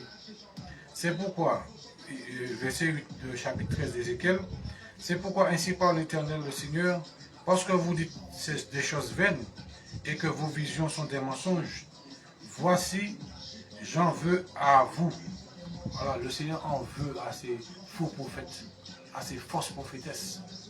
Le Seigneur les en veut parce qu'ils mentent. Ils mentent, ils ne sont pas vrais. Dieu ne les a pas parlé. D'accord? Voici, je vous en veux, dit le Seigneur l'Éternel. Ma main sera contre tous les prophètes dont les visions sont vaines et les oracles menteurs. Voilà, ma main sera contre les prophètes et aussi les prophétesses. Voilà. Ma main sera contre, pas pour vous, mais contre les prophètes dont les visions sont vaines et les oracles menteurs. Ils ne feront point partie de l'assemblée de mon peuple. Alors, ça veut dire que le Seigneur, à un moment donné, le Seigneur va les ôter. Leurs bouches seront fermées. Et oui, leurs bouches seront fermées. Ça veut dire la bouche des faux prophètes, la bouche des fausses prophétesses, leurs bouches seront fermées. Ils ne pourront pas dire ce qu'ils veulent à tout moment, non. Le Seigneur lui-même va les ôter. Eux-mêmes, ils vont s'en aller. Ils ne vont pas rester. Lisez le psaume 1er aussi, ni les pécheurs dans l'assemblée des justes. Quand une assemblée, une église est vraiment de Dieu, tout ce qui est faux ne peut pas demeurer. N'oubliez pas, vous pouvez noter cela. Quand une église vient de Dieu, elle est conduite par le Saint-Esprit, tout ce qui est faux, tout ce qui est mensonge ne peut pas rester là, ne peut pas demeurer là. La vérité triomphera toujours. Amen. Voilà. La vérité triomphera toujours. Quand une église vient de Dieu, quand elle a l'approbation de Dieu, quand elle est conduite et dirigée par le Saint-Esprit, quand c'est une église bénie de Dieu, le mensonge, tout ce qui est faux, tout ce qui vient du malin, du monde des ténèbres et de la chair, ne peut pas rester là. Et oui, les gens même qui sont faux ne peuvent pas rester là. Tous ceux qui sont faux, tous ceux qui mentent, qui font semblant, ne peuvent pas rester vraiment là où l'onction, la puissance de Dieu agit. Ils ne peuvent pas supporter la saine doctrine. C'est écrit dans la parole de Dieu. Tous ceux qui sont faux, qui font semblant, ne pourront pas supporter la saine doctrine. Ils ne pourront pas rester là. Ils vont fuir. Mais ceux qui aiment la vérité vont rester. Alléluia. Tous ceux qui aiment la vérité, qui aiment entendre la vérité, qui aiment écouter la vérité, ils vont se réjouir d'entendre la vérité. Quand tu aimes la vérité, tu vas te réjouir. Tu ne vas pas te fâcher. Voilà, quand nous aimons la vérité, nous nous réjouissons. La Bible dit que l'amour se réjouit de la vérité. Donc vous ne pouvez pas dire que vous aimez la vérité et vous êtes fâché, en colère, quand vous entendez la vérité. Donc celui qui aime la vérité va se réjouir d'entendre la vérité, d'écouter la vérité. Mais le menteur, le faux frère, la fausse sœur, le faux prophète, la fausse prophétesse, ils ne pourront pas supporter. Voilà, ils ne vont pas pouvoir rester. Ils ne vont pas demeurer. Ils seront obligés de partir au moment. C'est Dieu même qui va les ôter de l'assemblée. C'est ce qui est écrit là. D'accord? Dieu est la main de Dieu. Dieu dit que ma main sera contre les faux prophètes. Dieu qui parle là, sa main sera contre les faux prophètes, contre les fausses prophétesses. La main de Dieu sera contre eux. Ceux qui disent des visions mensongères, qui disent qu'ils ont toujours vu une vision, ils ont vu un rêve, ils ont fait un rêve, Dieu leur a parlé, un ange leur a parlé, tout cela. La main de Dieu sera contre eux. Tous ceux qui mentent dans les églises, par leurs paroles et par ce qu'ils font, par leurs actions. Tous les menteurs, la main de Dieu sera contre eux. Et ils ne feront point partie de l'assemblée de mon peuple. Dieu va les ôter, Dieu va les chasser. Ils vont fuir. Parce que c'est la vérité qui doit triompher.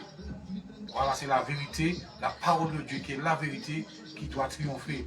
Donc là où il y a le mensonge et là où il y a les menteurs, ils ne pourront pas rester là où la vérité triomphe. Et ils ne seront pas inscrits dans le livre de la maison d'Israël. Ça veut dire que, voilà, ils n'entreront pas dans le pays d'Israël. Donc ça là nous montre aussi que tous les menteurs, c'est écrit dans la Bible, ne seront pas sauvés. Tous ceux qui aiment et qui pratiquent le mensonge ne seront pas sauvés. C'est pour cela, c'est maintenant qu'il faut nous repentir, c'est maintenant qu'il faut arrêter de mentir. C'est maintenant qu'il faut haïr le mensonge. Il faut haïr le mensonge. Il y a des gens qui mentent de différentes manières. Hein. Il y a des gens qui mentent en parlant. Il y a des gens qui mentent aussi sur papier. Tout ça, c'est le mensonge. Des faux papiers, des fausses pièces d'identité, des faux cartes de séjour. Beaucoup de faux. Eh bien, Dieu dit de ne pas faire ces choses-là.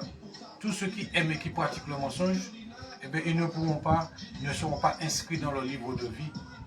Ils ne pourront pas entrer dans le paradis, dans le ciel de Dieu. C'est maintenant qu'il faut renoncer à ces choses-là. Que chacun de vous dise la vérité à son prochain, à son frère. Il faut que nous soyons dans la vérité et que nous restions, que nous demeurons dans la vérité afin d'être sauvés et de rester sauvés. Parce que c'est une chose d'être sauvé, mais c'est une autre chose de rester sauvé. Donc le mensonge ne doit pas nous perdre. On ne doit pas aimer ni pratiquer le mensonge.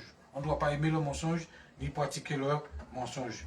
Et le dernier passage, Ézéchiel 34, en ce qui concerne toujours les pasteurs, un message pour les faux pasteurs, les mauvais pasteurs. Ézéchiel 34, verset 1. Parce que comme je disais, tout pasteur n'est pas bon pasteur. Ce n'est pas parce que quelqu'un a un titre de pasteur qu'il est un bon pasteur. Pasteur, ça veut dire simplement berger, leader. Ça ne veut pas dire que c'est un bon. Voilà.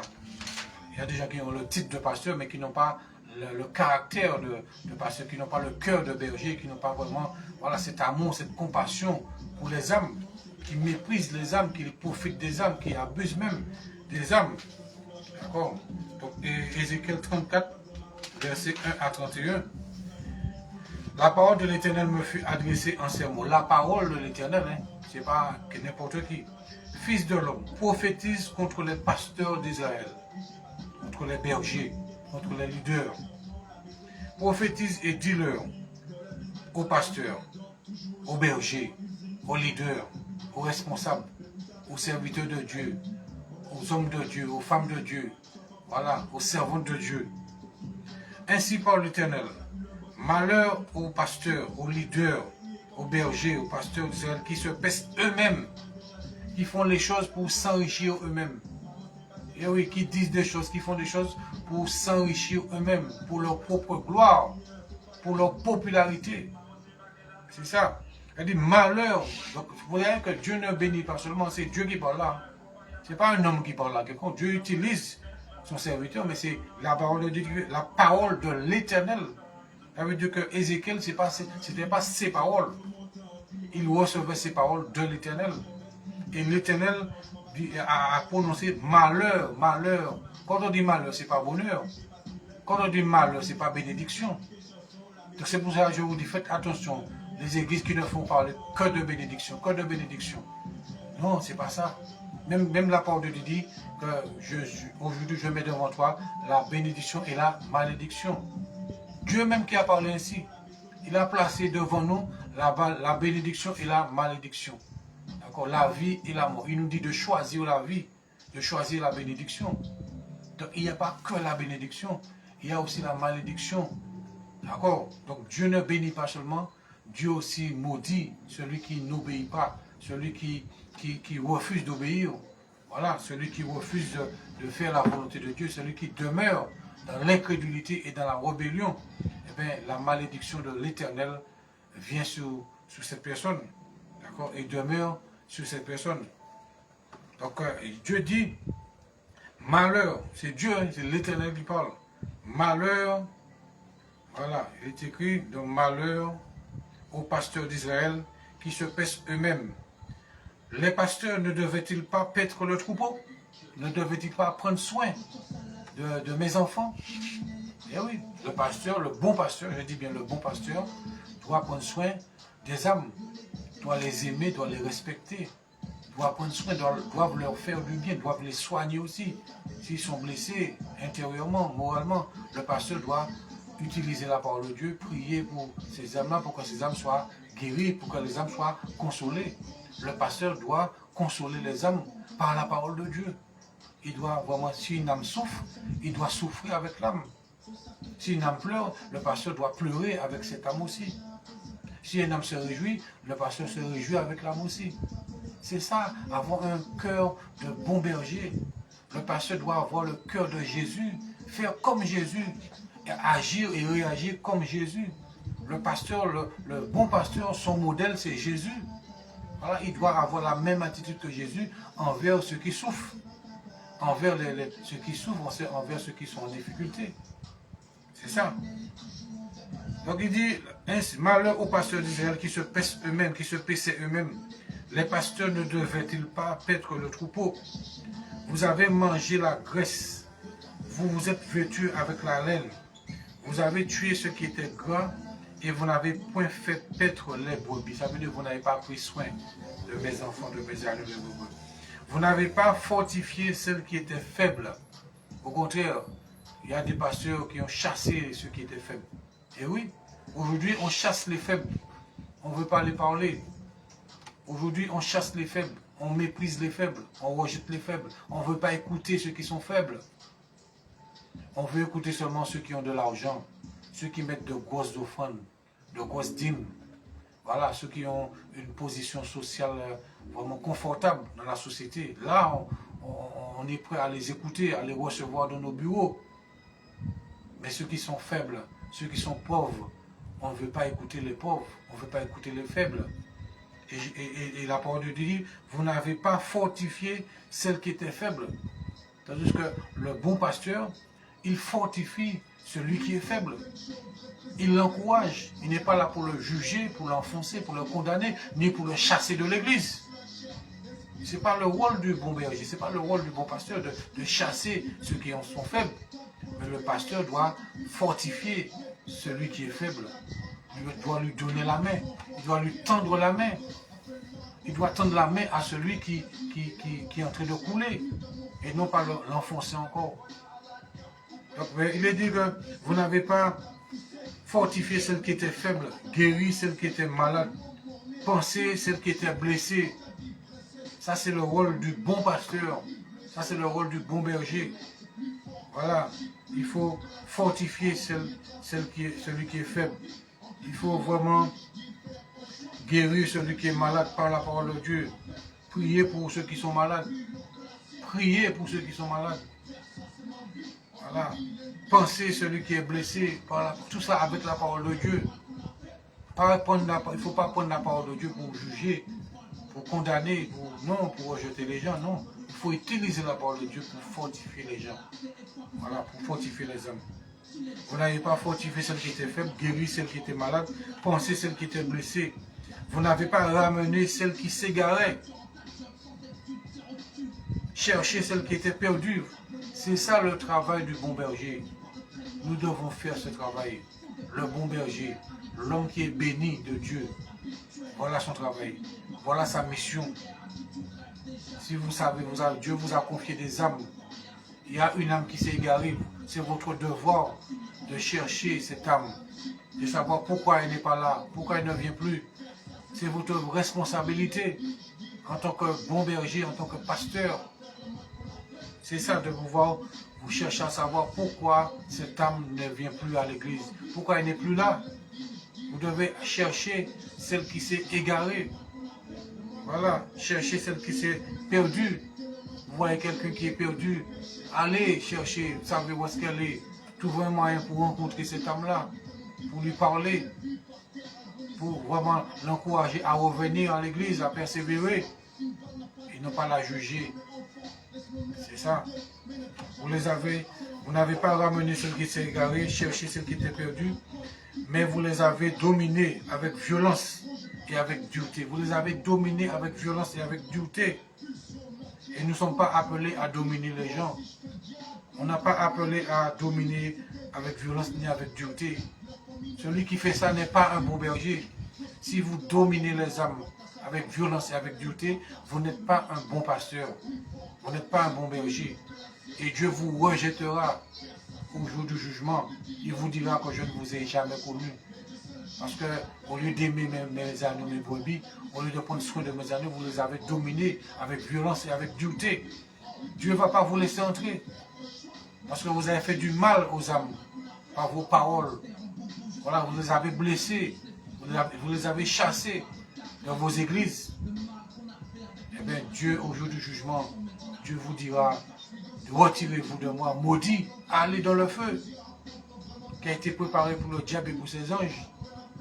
Voilà ce qui est réservé aux pasteurs, aux bergers, voilà, qui ont méprisé les âmes, qui les ont rejetées, qui les ont chassées de leur église, qui les ont dominés avec violence et dureté. Voilà le sort qui est réservé à ces prophètes, à ces pasteurs, à ces faux serviteurs de Dieu et servantes de Dieu. Donc vous n'avez pas ramené celle qui s'était égarée, vous cherchez celle qui était perdue, mais vous les avez dominées avec violence et avec dureté.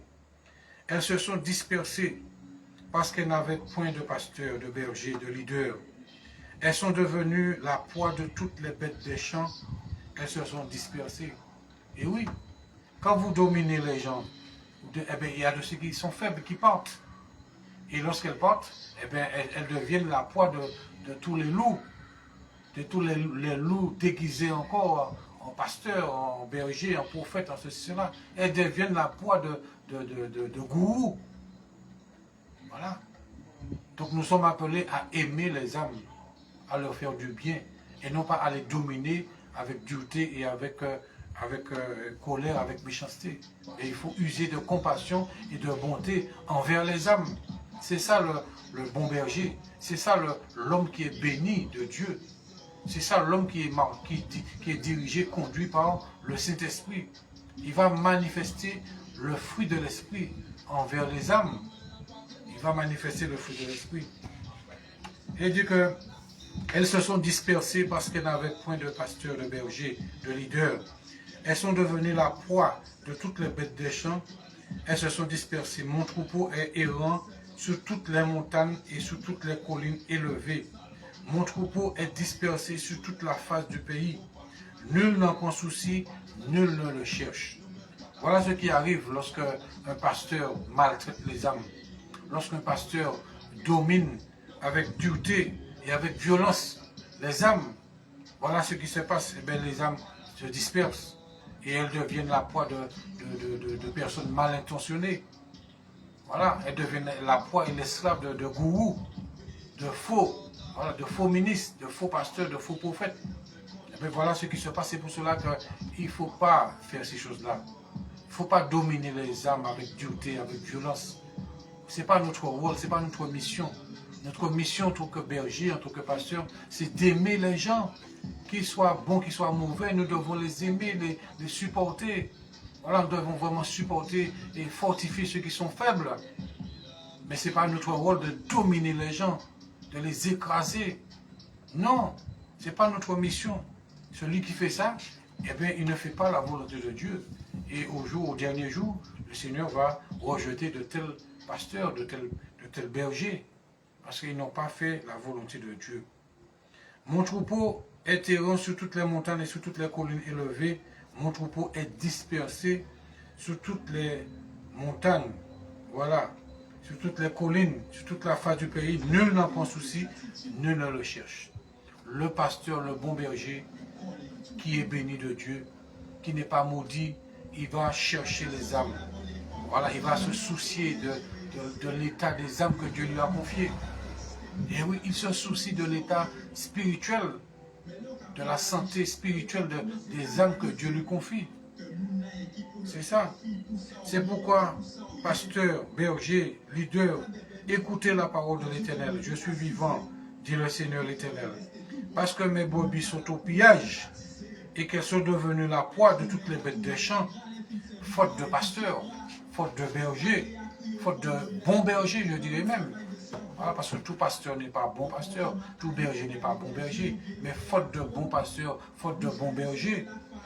Parce que mes pasteurs ne prenaient aucun souci de mes brebis, qui se paissaient eux-mêmes et ne faisaient point paître mes brebis.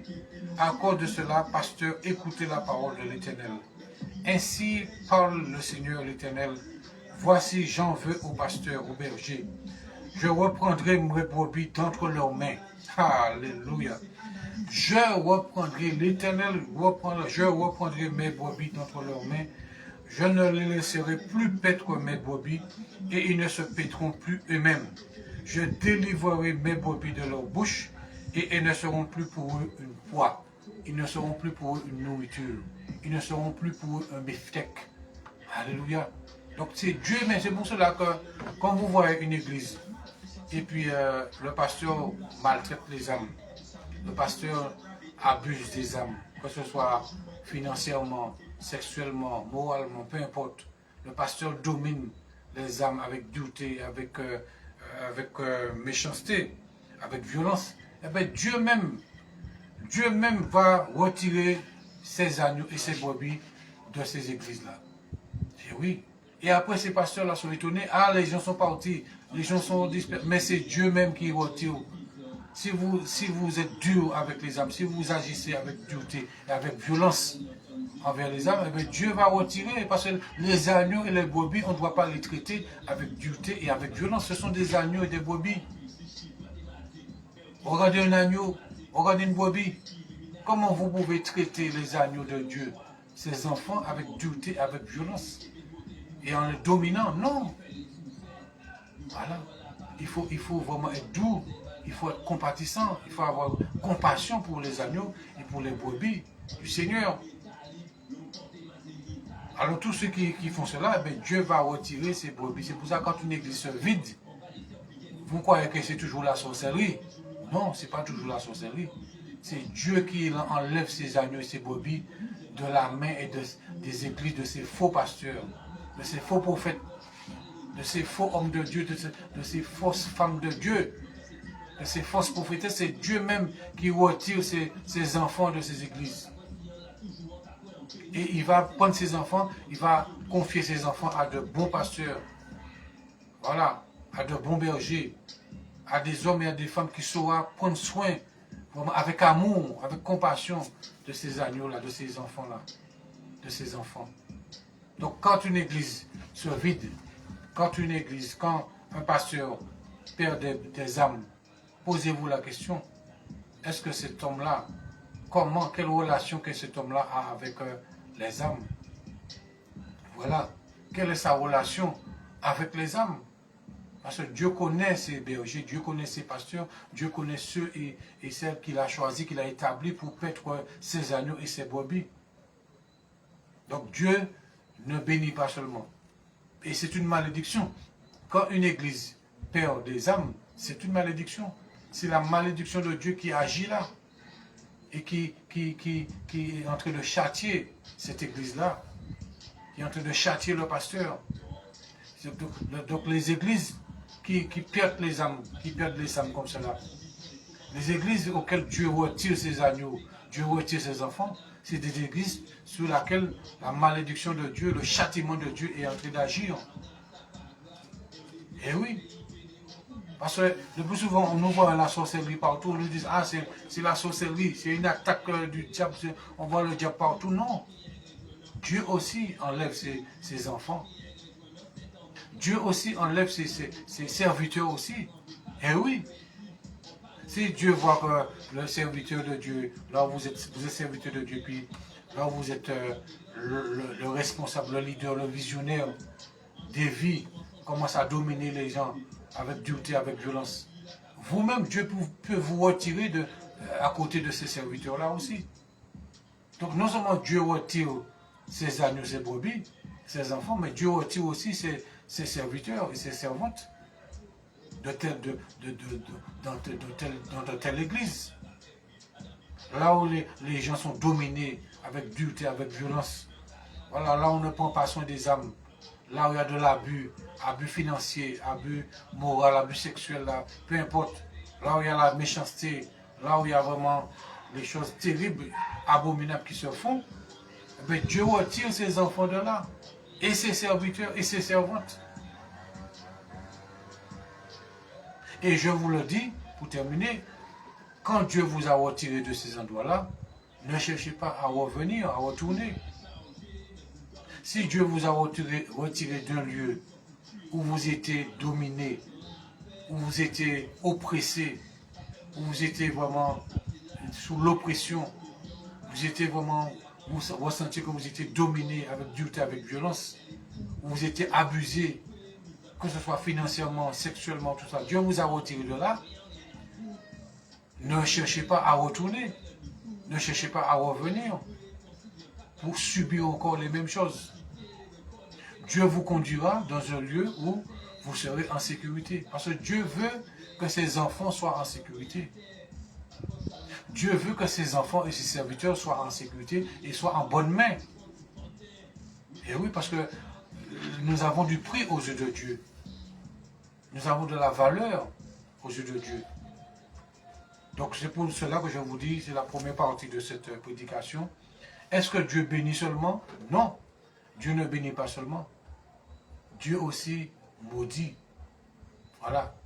Donc n'oubliez pas cela. Et j'ai lu beaucoup de passages dans l'Ancien Testament qui vous a prouvé que Dieu aussi maudit. Dieu ne bénit pas seulement, mais Dieu aussi maudit. Dieu châtie aussi. Il faut savoir cela.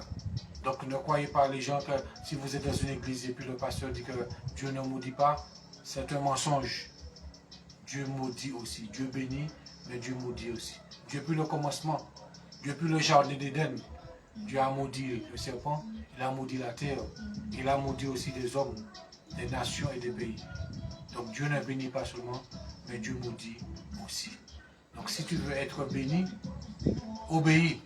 Si nous voulons être bénis par Dieu, obéissons à Dieu. Mais si nous n'obéissons pas à Dieu et à sa parole, eh bien, la malédiction sera là. Dieu enverra la malédiction. Alors, pour que la bénédiction de l'Éternel soit avec nous et sur nous, soyons des hommes et des femmes obéissants. Obéissons à Dieu plutôt qu'aux hommes.